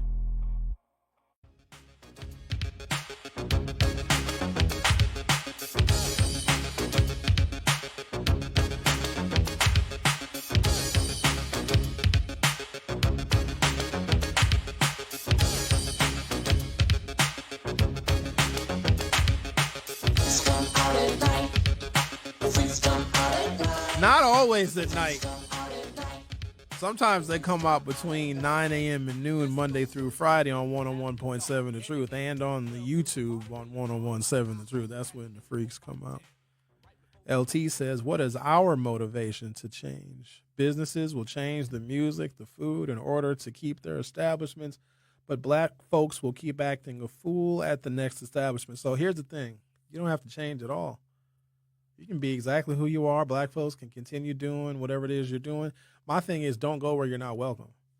I'm not in favor of, now obviously violent behavior needs to stop no matter who the person is. But I think black folks have this fantasy of the good Negro and the model minority in our mind. We think that if we follow their rules and if we act as they do, we talk the way they do, we dress the way they do, and we follow all of the rules that they prescribe, all you are doing is you are acquiescing to white supremacy. And sometimes you have to, right? Because it's their colony that we live on. But the model minority is a myth. Because even if you are successful, they're going to question your success. So even if we follow all the rules and we do everything we possibly can to make white folks feel comfortable, at best they're tolerating us. But here's the thing with us, because we believe that if we follow those prescribed rules, because we have been bombarded by their rules since our inception into this country. It has been nothing but their rules. And we think that if we just follow them, they're going to accept us. No, it's tolerance. Because I can give you an example of a model minority that you would think would have changed their minds. And his name's Barack Obama. They hated him. They hated him so much. Look where the country is right now because of Donald Trump. So I want you to listen to me good. Even if you follow all of the rules and you reach the pinnacles of what you believe is success, they're going to look at all of the measures that were put in place that you may or may not have taken advantage of to reach your success, and they're going to take them away. College used to be damn near free. In fact, the University of California system used to subsidize university education like they subsidize high schools and middle schools, until black people started getting educational opportunities and had to be legally accepted into colleges and universities. Now they're going to make you go into debt forever if you want a higher level of education. We had affirmative action signed into by executive order with John F. Kennedy, March 9th, 1961. Donald Trump just took that away. They've gutted the Voting Rights Act because our own political sovereignty, I could argue, has helped black people get a fair shake, get more opportunities, get more government contracts, et cetera, et cetera. Damn near all of Atlanta, including their airport, was built by nothing but black contractors. So if black people have voted their way into success, take that away too. Diversity, equity, and inclusion. There have been a lot of businesses and companies and corporate boards that have overlooked black people, or they've been outright racist in who they select to lead and to run their companies. Let's have a focus on making sure that black people get a fair shake. We get too much of a fair shake. We get too many opportunities, and now all of a sudden they're taking DEI away. I'm trying to give you an example, because we think that if we just follow their rules and do everything by the book like they say, that they're going to love us. They never will. They're literally trying to run from us. They've closed shopping malls, grocery stores, pharmacies. Best example I can give is Olive Garden. You guys remember when Olive Garden was in Brown Deer? on like 76 and what is that? No, not 76, like 85th and Brown Deer Road. Used to be a little Olive Garden over there. Oh, you niggers. They moved to Menominee Falls. They just went further away. Well, that's because that whole strip mall died, though. That Olive Garden was the only thing over there for more than a decade. It didn't die with the strip mall. That Target had been closed. Everything, Mr. B's was over there on 86 and Brown Deer Road. But that Olive Garden was just hanging on. They're like, no, we're gonna still hang out in Brown Deer. And they're like, nah. The Walmart on 76th and Servite. They're like, no way. We're getting out of here. We're gonna move into Brown Deer. I'd argue it's worse. But we don't get it. The best we can get is tolerance, or they try to manipulate us. Because what we do as black people, if we find out a white person has been nice to us and gives us an opportunity, we make them like cultural icons. We elevate them. White person opens up a business in the black community to serve underprivileged people. We give them a damn Nobel Peace Prize. But sometimes they manipulate us and take advantage of us. Like, let's start a black business because we want black people. Or we'll be a white investor to say, oh, we want to offer a business or a job opportunity to a black person. And they'll do so with sinister intentions. You think I haven't seen it in media? You know how many times I've been kicked around and shuffled around? You know how many times I consider myself a radio host, but for some reason I just find myself on black-centered stations. Okay, fair enough. You guys know the story of the previous 101.7 before Good Karma had it. Two white boys that had a radio station on Brady Street.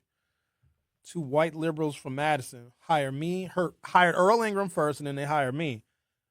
With the expectation of, because I heard it out of their mouths, well, Sherwin, we brought you and Earl over here. Well, how come all the black businesses are not spending a bunch of money advertising on your black radio shows? And then eventually what happened? Gone. Don't get me started on Good Karma Brands. It's too soon for that. I'm still in their space now, but I got a whole bunch of stories to tell you about that. Oh, we also come to find out that Good Karma Brands has now changed their name to Good Karma Sports. Did you hear about that, Xavier? They've just rebranded. Oh, no, I didn't know about that. Yeah, now they're Good Karma Sports now because that's what their focus is going to be. Shout out to the people over at TMJ because I know their days are numbered. How you going to be Good Karma Sports and then still have one surviving talk radio brand? So I think the writing is on the wall for them too. But there was an attempt. Let's start 101.7 The Truth. I don't think they believe that the truth would become what it became in a really short amount of time. Do you know how long it takes for a brand new media outlet to actually penetrate and have some kind of worth and value? We was on fire after like 18 months.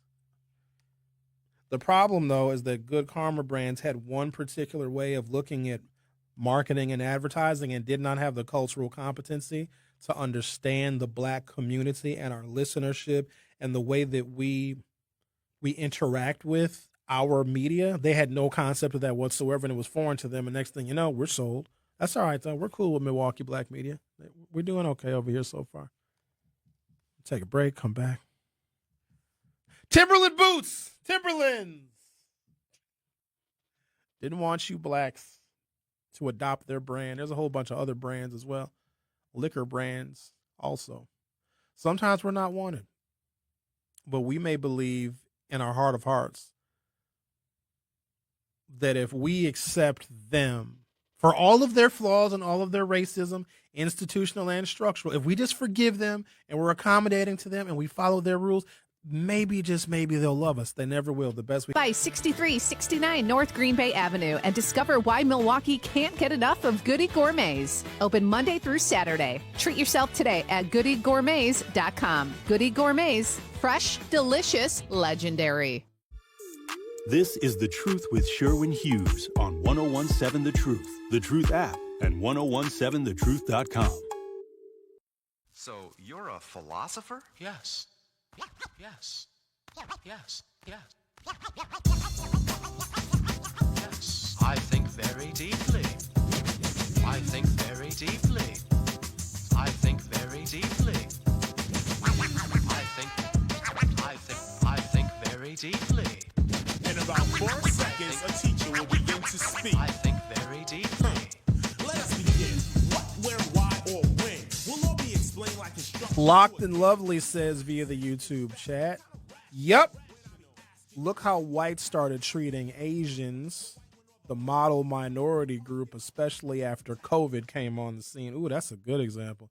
Asian people adopted a lot of white supremacist philosophies. A lot of Asians don't like us as black folks because they thought and they believed that they were a little bit closer to whiteness, and they really follow the model minority myth. If they just do everything right and they don't get in any kind of trouble and they stay very quiet and they stay in the background and they get a great education, that they will be accepted. Till COVID came, we called it a damn China virus. That's not very nice of them. But that's how they are. They're exceptionally deceptive. Ladies and gentlemen, white supremacy is deceptive, and it's also very elegant. It's supposed to make you think it's not there. They will let just enough of us in so they can still be familiar with who we are and how we operate and still be familiar with our culture enough just so they can start the next generation on marginalizing black people. They bring us in and we think that we're welcome, and they'll use us as examples. Like, look at this black right here. Look at this. Look how perfect they are. They got married and stayed married. There's no baby mama, no baby daddy here. This one went to college. This one is a lawyer. Look at this. Look at this. All of you other blacks, be just like them. And then at the end of the day, whoever these black people are that followed all the rules, you're still not going to get the promotion. You're still not going to be named chairman of the board. You're still not going to be the CEO, but they will use you as an example. That's how it works. It's very, very deceptive because so many of us, I think, are conditioned to believe that for them to be racist, they actually have to hate us and say the N-word. No. They have evolved from that. The new racists love being around black people. Listen to our music, adopt our fashion. They do all the things because they're trying to better understand how they're going to reinvent white supremacy and white nationalism so they can continue to do what they have been doing. Because I would argue over the last 500 years, it's worked really, really well for them, not so well for us. So they have to continue to evolve. Some of us think that racism stopped and it ended with Jim Crow. I would say it got renewed after Barack Obama because they realized that they had to retool. And Trump was like, no, hire me. I'll be your retribution. Every now and again, you got to be mindful of this. Richard Nixon did it in 1968. Richard Nixon convinced racist, segregationist, pro-Jim Crow, Democratic Southern states. So you know the traditional red and blue map that we have now in presidential contests? What is now red used to be blue. Nixon was like, look, I'll make you all a deal, Southern states, because I need your electoral college votes in order for me to be president. And a lot of the Southern Dixiecrat Democrats were very angry at Lyndon Johnson, who was the successor to JFK, who really was the one pioneering the civil rights legislation from the presidential executive Oval Office. It was Kennedy. But then Kennedy had a bit of a bad day in Dallas. He lost his mind, and you know how that goes. So Johnson was like, well, the least I can do is continue this man's legacy. And Johnson did. Johnson was from Texas and very much a Dixiecrat himself, but Johnson knew he was doing the right thing, and he was staying in the legacy of his predecessor, which was John Fitzgerald Kennedy. And the Southerners were very angry that one of their own was now forcing them to integrate and forcing them to have to hire black people. They can no longer legally discriminate because of a number of different acts that were passed, including Voting Rights Acts and Civil Rights Acts, Fair Housing Acts. All that stuff came in the Johnson administration. So the 1968 presidential campaign comes up, and Nixon was like, look, I know I'm a Republican. I know we're the party that 100 years prior we freed the slaves. But Nixon said, I'm going to reinvent a new kind of racism because we can't do it the old way. We can't say no niggers allowed. We can't say whites only. Can't do that. That's all illegal. We'll do something new and innovative, and we will continue this great winning streak of white supremacy in the United States of America. We'll have a war on drugs. And people are like, wait a minute, how was that going to work? Nixon was like, trust me. Reagan doubled down on it. And so I just want you to look at the evolution of when it was overt and it was Jim Crow, And then the Jim Crow era ended, but a new form of racism came in. And there was some benefit, at least temporarily, for black people because we were getting more chances. We were getting more opportunities. We were looked at a little bit differently. More colleges and universities were welcoming us, even though we're going to be paying more for tuition because tuition used to be free. The only reason why college is so expensive right now is the same reason why we don't have universal health care. Stop thinking that a damn socialist is going to get you universal health care. Presidents have tried universal health.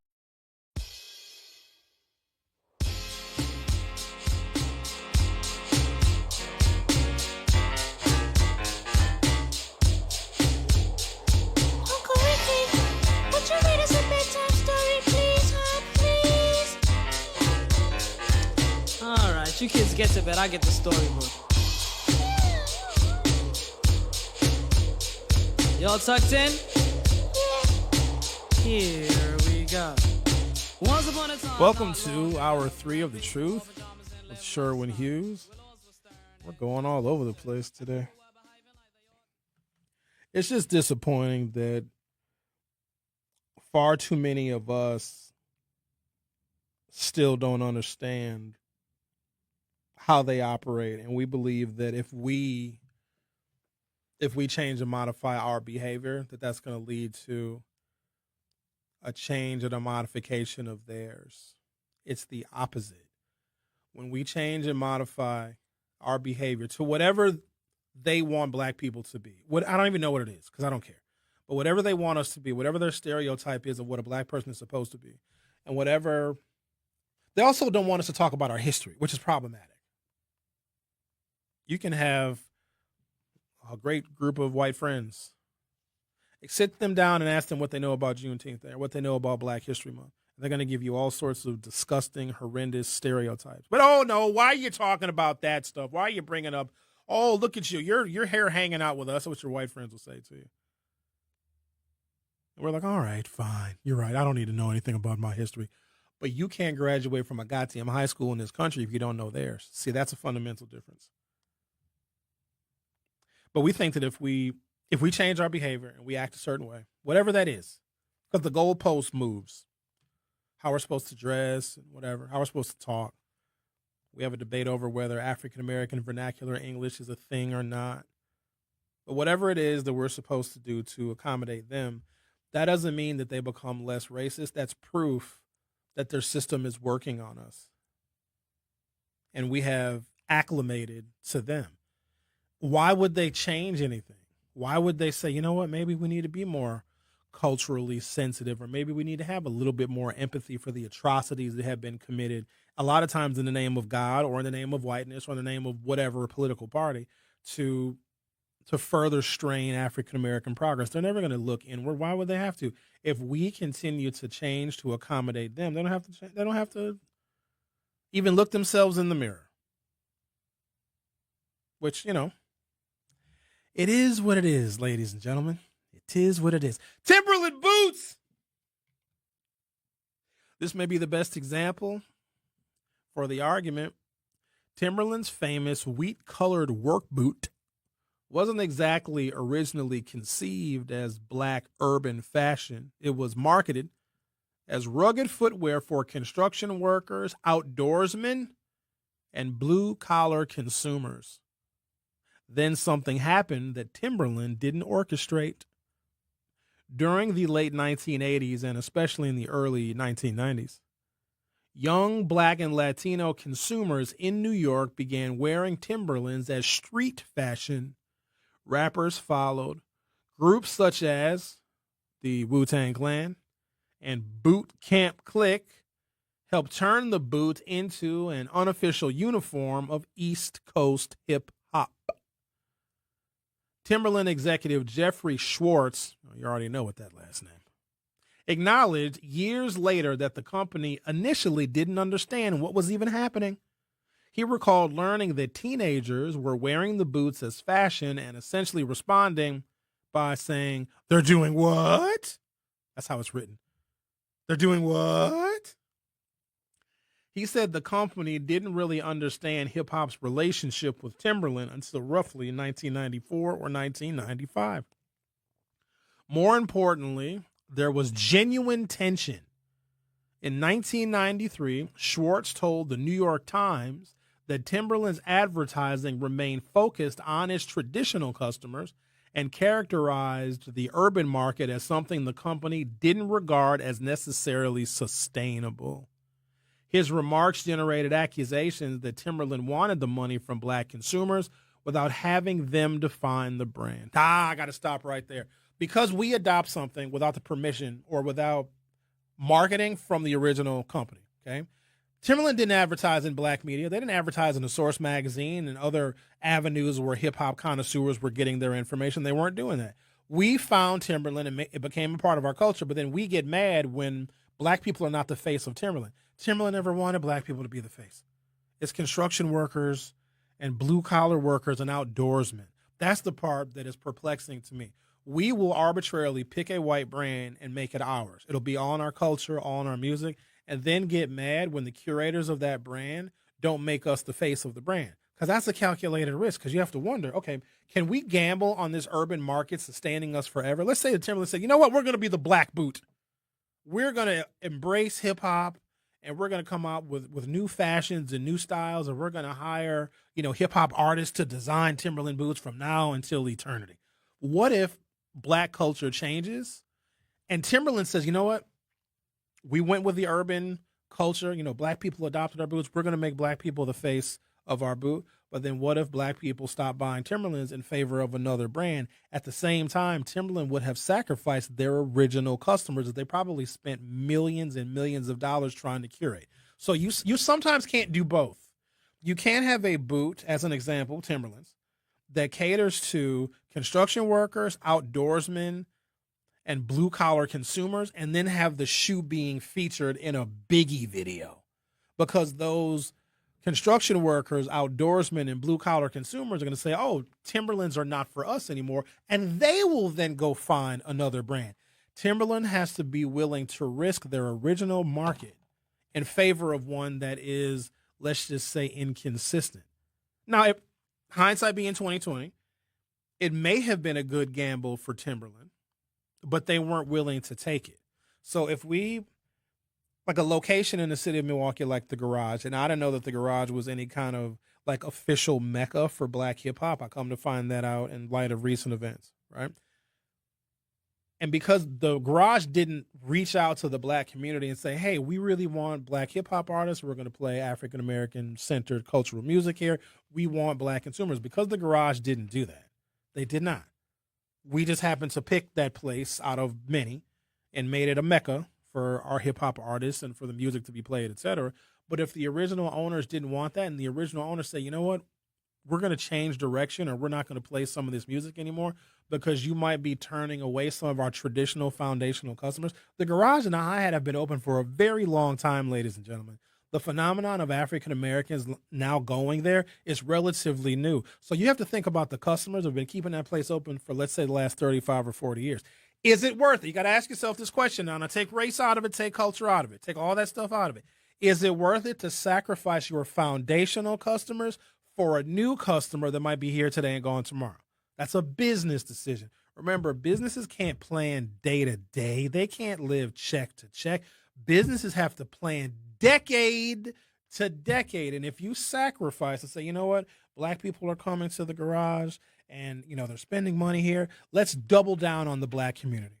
And you invest in black media because you're making a choice. You're taking a risk. You're going to screw and just overlook and get rid of your traditional foundational customers, which were probably white Brady Street dwellers. You're going to say, screw you, white people that have made us successful and allowed us to be in business for 30 years. We're going to double down on this new black consumer group. And then there's a shooting the very next day. And your white customers like, we're not coming back. You traded us for this new black, younger, urban element.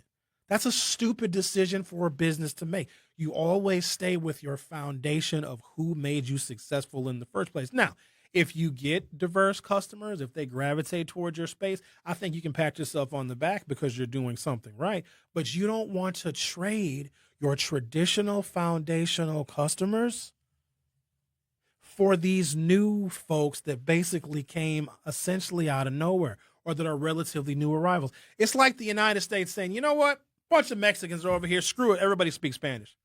We're going to double down on the Spanish language because a whole bunch of Mexicans and people from Argentina and South America and Central America and Costa Rica and Guatemala and Nicaragua, they're all coming to the United States. Screw it. School lunches in America are now going to serve tamales. America ain't going to do that. Now, America may accommodate other people, other nationalities, and other races, but we're not going to double down on them. It's the same thing, and it's common sense. I don't blame Timberland because sometimes with our cultural elements, there comes the downside.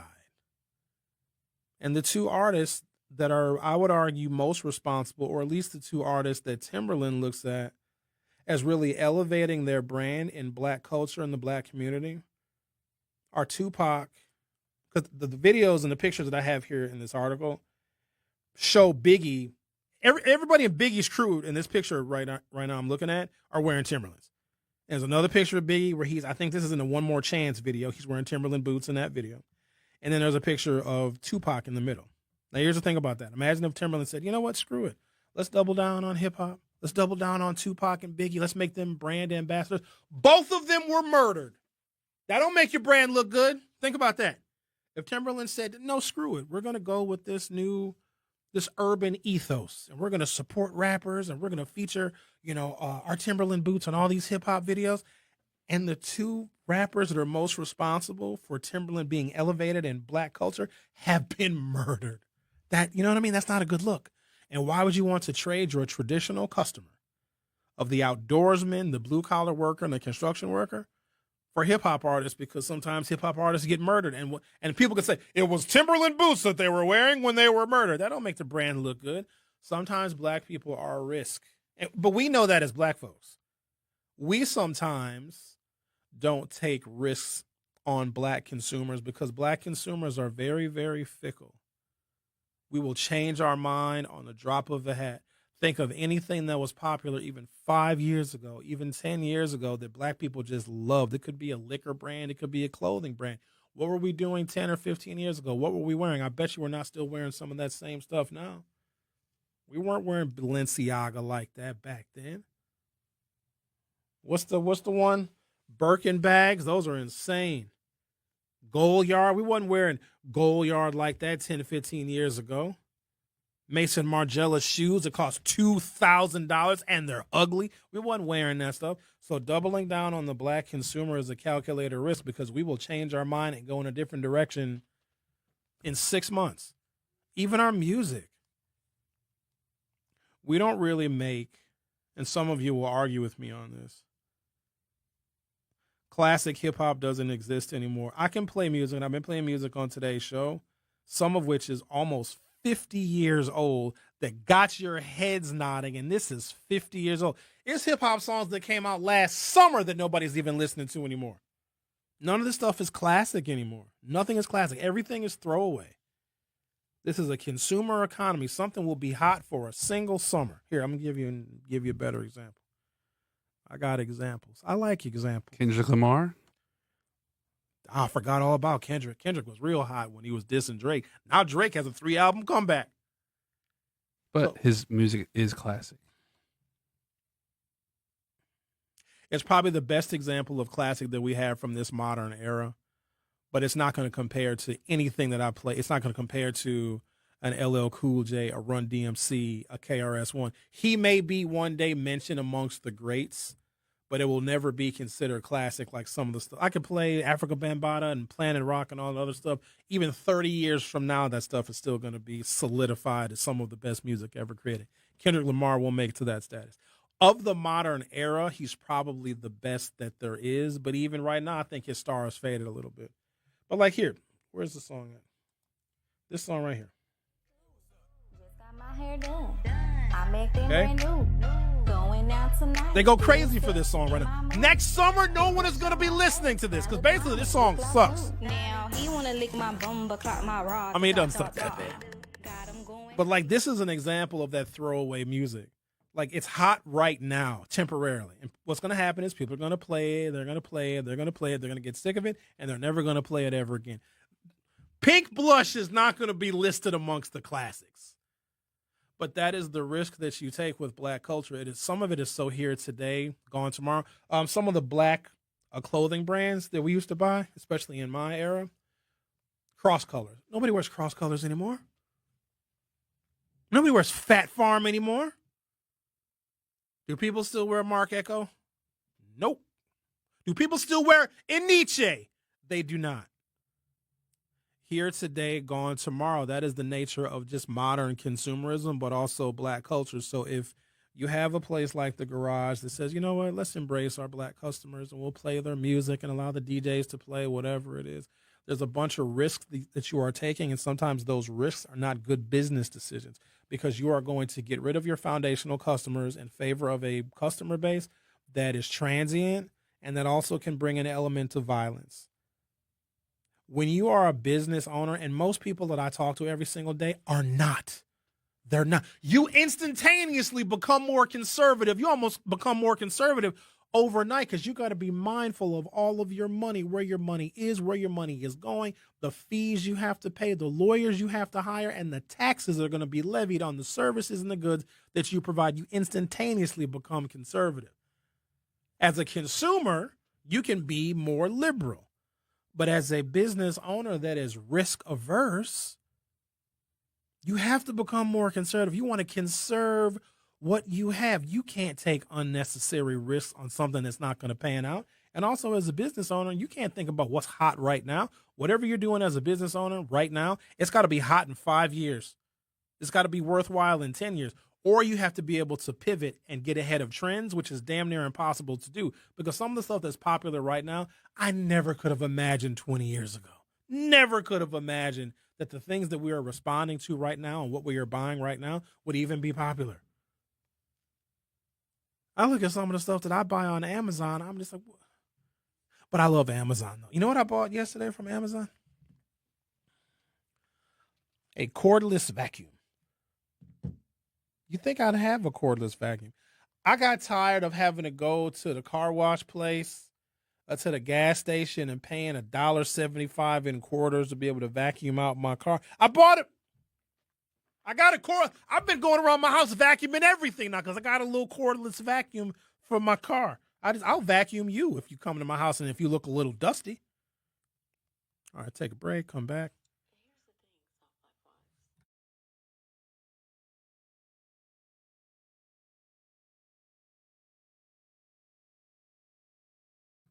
There's a convention going on. When did my mic go out?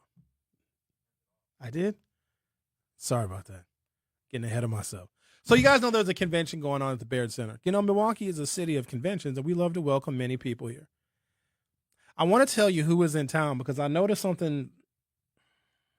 I don't want to be offensive. I'm not an offensive person, am I? I don't offend people. No, not really. But I noticed something yesterday at the 3rd Street Market Hall. And I looked into it because it looked different.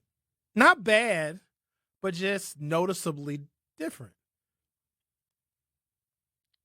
What'd you say they were? I don't know what that is. Well, I found out that there's a convention that's in town, and it's the the International Jehovah's Witnesses Conference. Isn't one of your listeners at Jehovah? Oh, I've got many Jehovah's. I don't know what it is about the truth with Sherwin Hughes, but okay. So what I'm going to do is this. I'm going to take a break. I'm going to come back. I want to give you guys, because it's kind of a mysterious religion, and y'all, you don't make fun of the Jehovah's. It's not funny. Don't make fun of them. They're witnesses to, obviously, Jehovah. But we don't know a lot about them because they're kind of insular.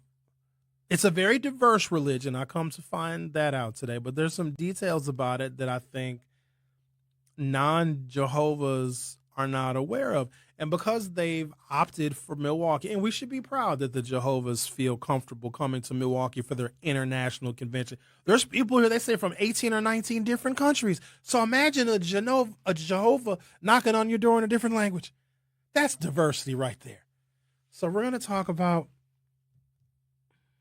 the Jehovah Convention that's going to be going on at the Baird Center. Some of them have arrived a little early. I noticed some of them yesterday. I was like, you people look a little different. Not bad, but just different.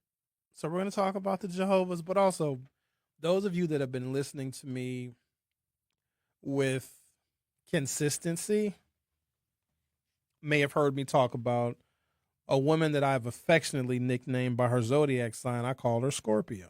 Still love her to death. Will probably always love this woman. But there's something very unique about her that makes it difficult for us to be ultimately compatible. She was a Jehovah, but left. And when you leave that religion, ladies and gentlemen, you cannot have contact with any member of your family that is still a witness. And it's horrible. Like she had to sneak. She hadn't seen her brother in like 10 years because her brother was forbidden from even talking to his sister. So she had to sneak and go to Kansas City and go to some place where nobody would know where they were. It's horrible. And I have another very good friend who also left the witnesses that has left their family as well. And I think that this religion, as they are having their convention in Milwaukee in the coming days, is one worthy of examination. But isn't that one of the reasons why we offer the things to the diversity of people that we do in Milwaukee, so we can get a better understanding of them? But for the Jehovah's that have had the incredible courage to leave, the religious trauma that they had to endure, because it takes a lot to leave, because the risk is you're losing everybody you've ever loved. Like mothers and fathers don't talk to their children anymore once you leave the religion. That's not nice. That isn't. That's very mean, but it's a part of the doctrine that they adhere to. So we're going to talk about Jehovah's because you're going to see them. Now, one of my friends was not very nice, and I'm very mad at him for being very disrespectful because he found out about the convention as well. So he sent us a group text message, and here's what because I get the subject line when somebody sends me a text without having to read the whole message, and it's all capital letters that said, "Don't answer the door for a week." I was like, oh no, what's happening? And that was him telling me that the Jehovah's are here. They don't even knock on doors like that anymore, do they? They still be knocking on doors? I let them inside my house all the time. You do? I believe it. No. Yeah. You do it to troll them, though. No. Yes, you do. You ain't believing what they putting down. Yeah, I they almost converted me one time. I know you lying. You don't even like religion. You ain't get converted by no Jehovah. It was two beautiful women, and, they almost got me. Yeah, they almost got you, not because they was Jehovah's. They got you because you probably wanted some of that cooter cat. Jehovah's don't give up the cooter cat. You got to be in the religion and marry them, and then maybe 10 years later they give you a taste. You thought you was going to crack a Jehovah, huh? Yeah. Does not support that belief. Exhaled vape emissions linger in the air, affecting indoor air quality and bystanders in the same space through secondhand exposure. Vaping emissions can also accumulate on clothes, hair, dust, and furniture, leading to exposure risks to bystanders of all ages. And vaping around a pregnant person can lead to serious health impacts on fetal and childhood development. Enough with the puff. Learn more at ul.org/vaping. You are listening to The Truth with Sherwin Hughes on 1017 The Truth app, and 1017thetruth.com. I'm crazy, but I love you 'cause you crazy too. Radio killer. Red light special. Undress me under the candlelight. Turned up in this business. Watch me do all. Jehovah's Witnesses Conference closes several downtown streets. Oh, they gonna have a party. All right, then. Let's party with the Jehovah's Witnesses. Several main thoroughfares in downtown Milwaukee are closed and will remain closed until September 1st to facilitate the 2026 International Convention of Jehovah's Witnesses Conference at the Baird Center this weekend. Now, I'm going to let y'all know some of the Jehovah's got here a little early. Don't be panicked. Don't be alarmed. They're very nice people. They might try to get you to convert, and maybe some of you would be better people as Jehovah's Witnesses. The Jehovah's Witnesses is hosting around 5,000 guests from 19 different countries for its international convention starting on August 28th through August 30th in Milwaukee. In preparation for the event, hundreds of volunteers are taking part in a city cleanup effort to, quote, thank the city for hosting the convention and prepare it for welcoming visitors, according to an August 24th news release. Hang on a second. In preparation for the event, hundreds of volunteers are taking part in a city cleanup effort. So wait a minute, our city's not clean enough for the Jehovah's? I've never heard of this before. I've never heard of an effort to clean up the city before a convention. Isn't it usually after the convention leaves where we do the cleaning up? Or what y'all trying to say, Jehovah's? We're not clean enough for you. Let me calm down. Sherwin, relax. Everybody relax. Motorists should expect the following streets to be closed to traffic daily from 7 a.m. until 8:30 p.m.? Jeez. That's going to be until Tuesday, September 1st to facilitate the International Jehovah Witness Conference. Kilbourne Avenue between 6th and Vel Phillips.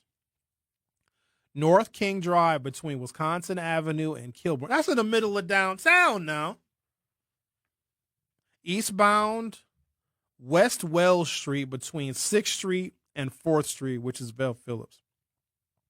The religious group has obtained a permit to close those city streets, according to Tiffany Shepard, spokeswoman for the city's Department of Public Works. All right. We got to get into the Jehovah's since they're closing down a lot of the city here. With the Jehovah's Witnesses holding their 2026 International Convention in Milwaukee this week, this is a useful moment to distinguish between what Jehovah's Witnesses actually believe and what outsiders sometimes misunderstand, and where legitimate controversies exist.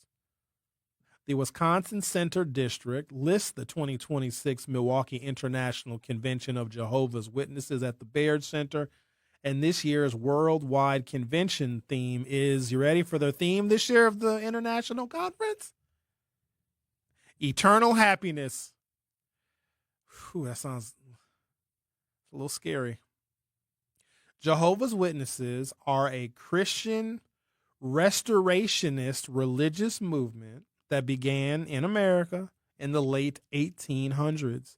They believe mainstream Christianity drifted away from the Christianity practiced by Jesus and the apostles, and their organization has restored the correct understanding of Scripture. I'm going to take a break, come back. Can we get a better understanding of the Jehovah's? Because they're not just, hello? Hi, can you open the door, please? We have many pamphlets. They're more than just that. So let's learn.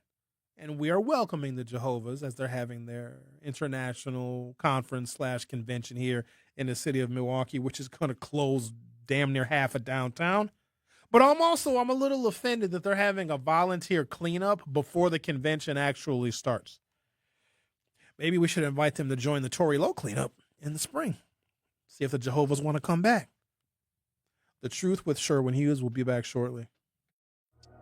The Truth with Sherwin Hughes returns after this on 1017 The Truth app, and 1017thetruth.com. Educators Credit Union is more than a place to manage your money. They're where your financial possibilities take shape. They're more than transactions. They're conversations about your financial goals. More than numbers, they're community advocates who support free, local events that are accessible to all. They foster community because we are stronger together. Educators, scholars in grades K3 through 8 for the upcoming school year. With 4 high-performing campuses, award-winning educators, and a proven track record for academic success, MCP is helping more than 2,000 Milwaukee scholars build brighter futures every day. Don't wait. Seats are still available. Apply today at MilwaukeeCollegePrep.com or call 414-264-6000. Uh-oh. 414-264-6000. Milwaukee College Prep. Milwaukee College Prep. Excellence by design. Futures without limits. Without limits. Without limits.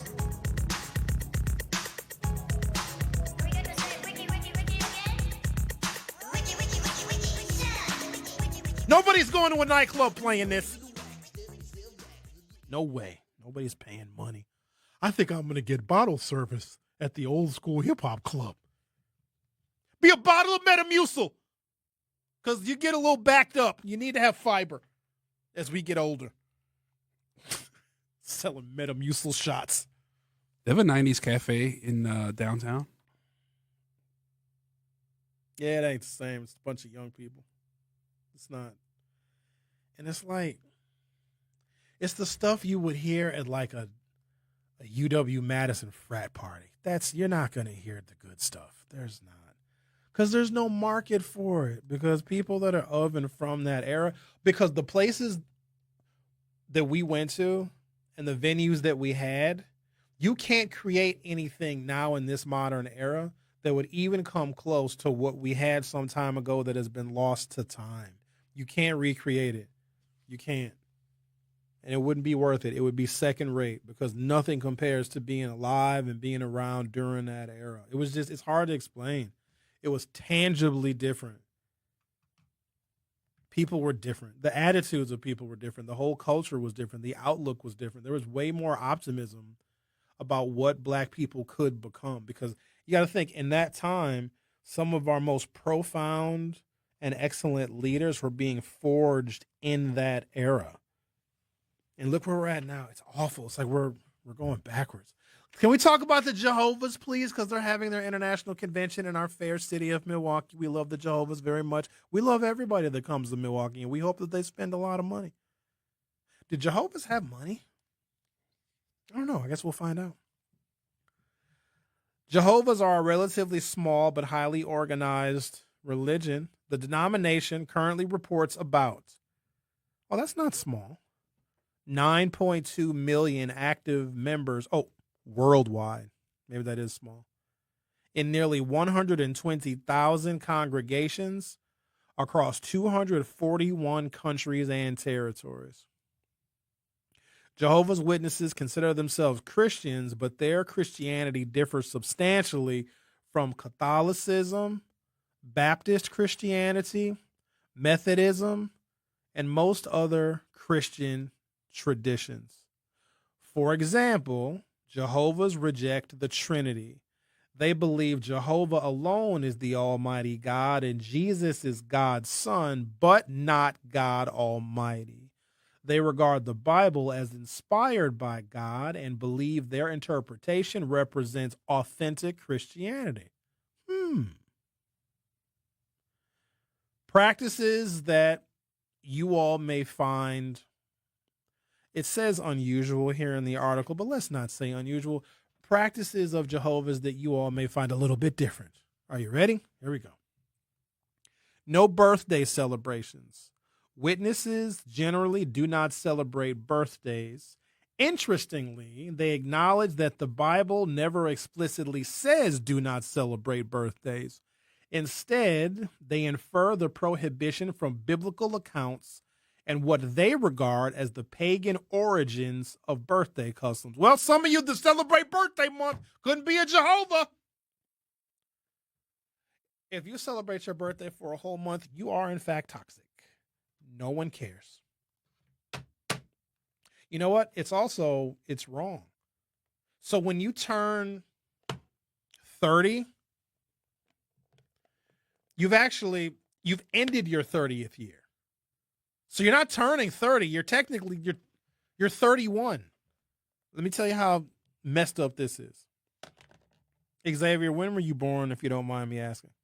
1991. What's your actual birth date? September 18th. September 18th. Oh, you got a birthday coming up. Yeah, I'll be gone. Okay. You're going to celebrate the whole month like a toxic person?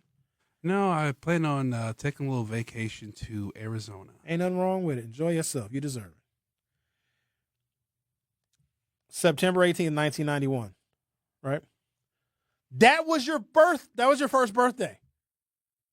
When you turned 1, you actually are turning 2 because your first birthday was when you were born. That's technically your actual birthday, but for some reason, we don't count that as your first year, even though it literally is your first year on Earth. You live your whole first year and then you turn 1. Isn't that weird? Even though you're actually 2. So maybe the Jehovah's have something figured out.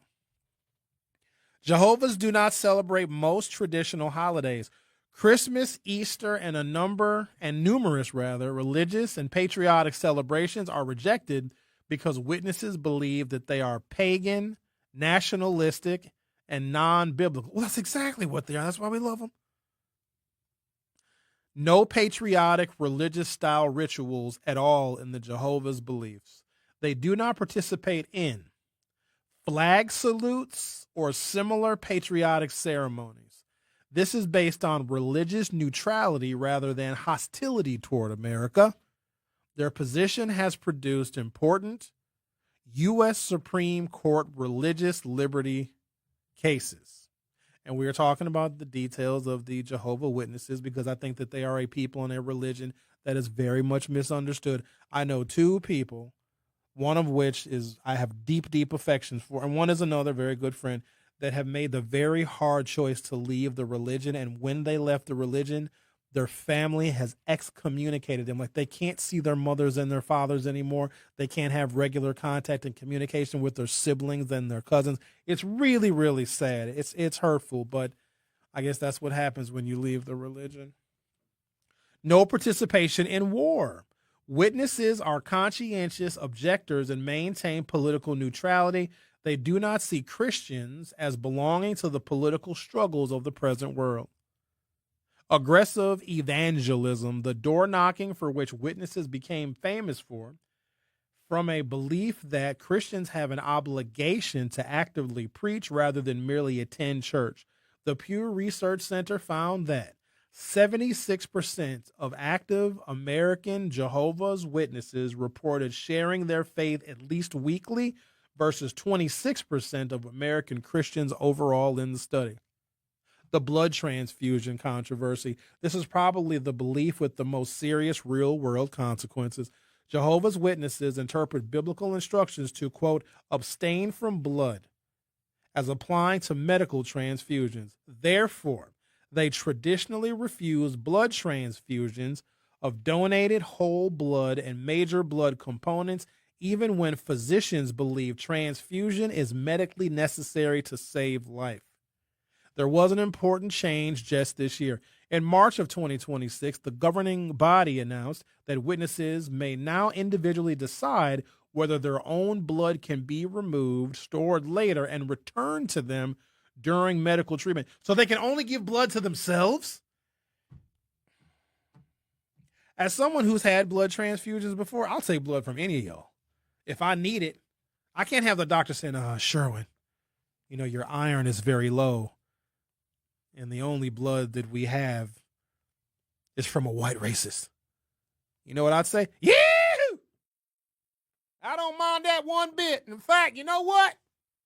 Does the blood come with a Confederate flag? No, I wouldn't say all that. But I'm not going to let myself die. You know what I mean?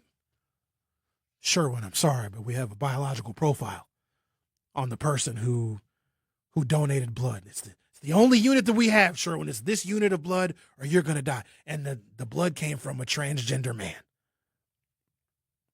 Well, absolutely, I'll take his/her blood. Absolutely. He would be very happy that their donation has helped a man. Why don't we do this? Let's, Eastside Corey is a doozy. I'm not sure if I'm ready for this call. Yeah, let's take it.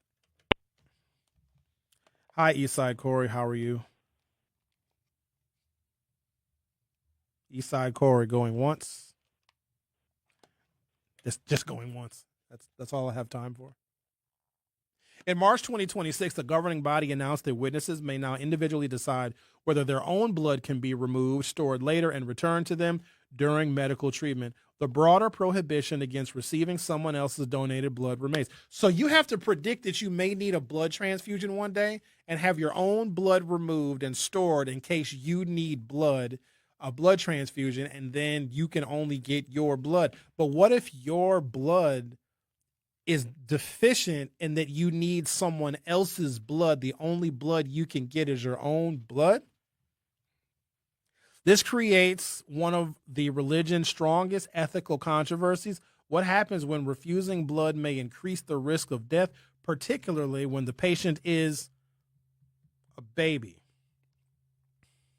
Witnesses argue that bloodless medicine can be highly effective and that their position represents religious freedom and obedience to Scripture. Critics argue that an organizational interpretation of ancient biblical prohibition. They didn't have blood transfusions in the ancient times. They didn't have it. So why am I yelling at the Jehovah's? I'm sorry. I just don't want you guys to need blood and just be on the table in the operating rooms like, no, don't give me that good blood that I need to live. Witnesses argue that bloodless medicine can be highly effective and that their position represents religious freedom and obedience to Scripture. Critics argue that an organizational interpretation of ancient biblical prohibitions can influence members to reject potentially life-saving modern medical treatment. Is it a cult? I'm going to pause there and come back and pick it up on the other side. The International Jehovah's Witnesses Convention has chosen Milwaukee for their 2026 gathering. There's going to be a number of street closures downtown just to make folks aware, and they're going to be at the Baird Center.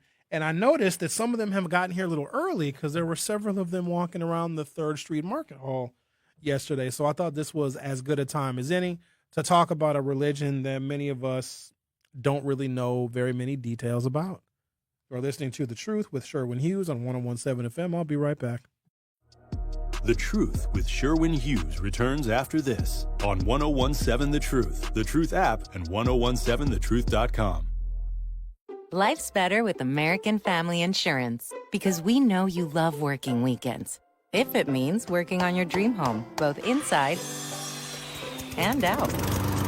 And we're here to help protect those dreams so you can enjoy peace of mind. Save up to 40% when you bundle home and auto. American Family Insurance. Get a quote and find protection in place matters. American Family helps you stay ready for whatever life brings so you can focus on moving forward. Insure carefully, dream fearlessly with American Family Insurance. Get a quote or find an agent at amfam.com. American Family Insurance Company, SI and its operating company, 6000 American Parkway, Madison, Wisconsin. And are you looking to discover and support local businesses in our community? Then tune in every Friday at 8 o'clock to What the Business Is, hosted by Homer Blow and Bailey Coleman. Each week you'll hear from local business owners as they share what their business is, where they're located, and one valuable lesson they've learned along the way. Don't miss What the Business Is every Friday at 8 a.m. only on Truth in the Morning, hosted by Homer Blow and Bailey Coleman, powered by We Energies, delivering the energy that powers local business.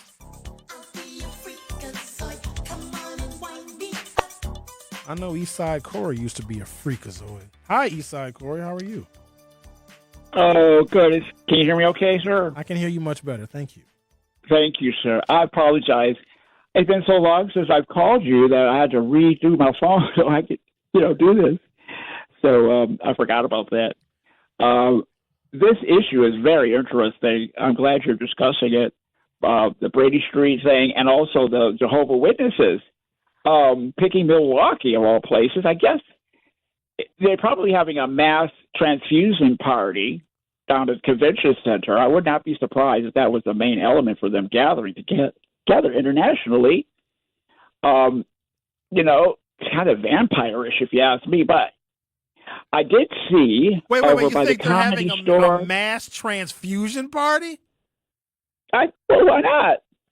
Might as well. Because they can. The only blood that they can get transfused into their bodies It's is their own.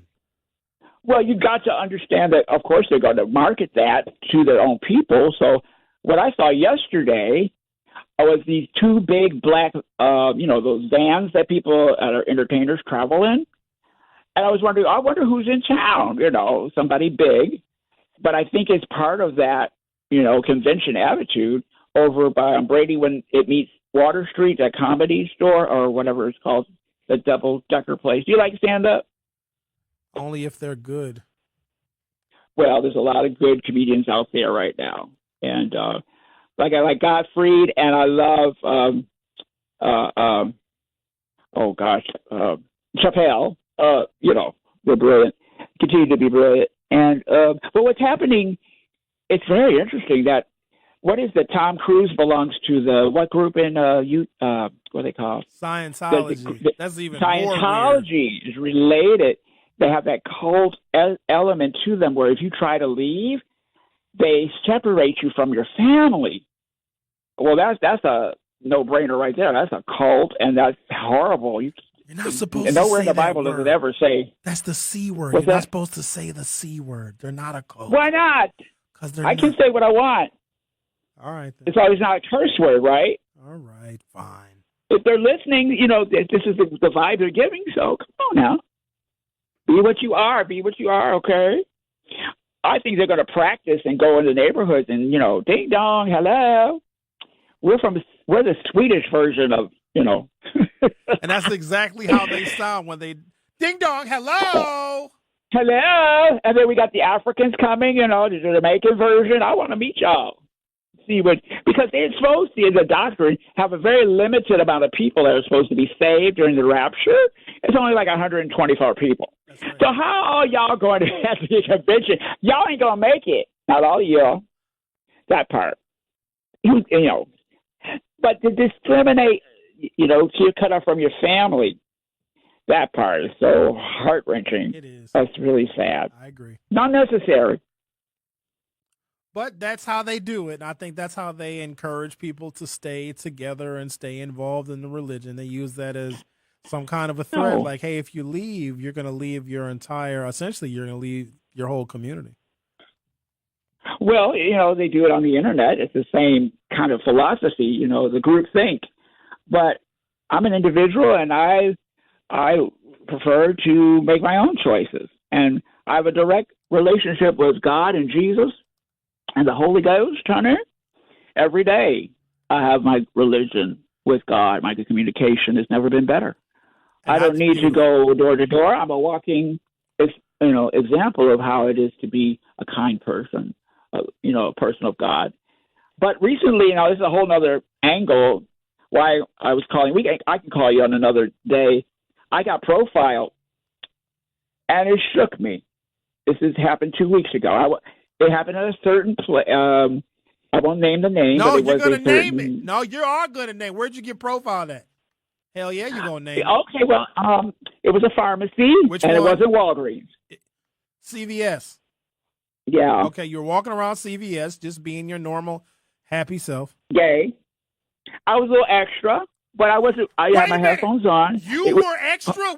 I've seen you wear a pink sequins tuxedo jacket. Yeah. My whole campaign this year has been gays and whoever you are, be more. Be more of who you are, because it's making people really be who they are. And then I know I not going to deal with you. So this thing that's happening on Brady Street is like, okay, we go through this every 5 to 10 years when a new club or whatever opens up. They have to educate themselves out of business. Your business of the radio, I didn't call because I wanted to see how the chips were going to fall. And I realized something. I did a little research because you told me that radio's different. So I found out that why you couldn't say anything is because you're contractual. Everyone has an individual contract that they negotiate. But the direction of your company with the blacks, y'all too successful. Look, you went to the Republican convention, and, man, you scored. Sherwin Williams got some interviews, got some national. Yeah, I mean, this is a problem in our fair city. When you are too successful, my dad told me this. Milwaukee has bad poor esteem. We think we don't deserve to be first and number one in quality, but we secretly love it. But we're not supposed to tell anybody. And so, Can you tell Sherwin Williams how you were profiled at CVS, though? Oh, I'm sorry. Okay. Yeah. So, all right. So you were just walking around the aisle just being as gay as a Sunday afternoon, and then what happened?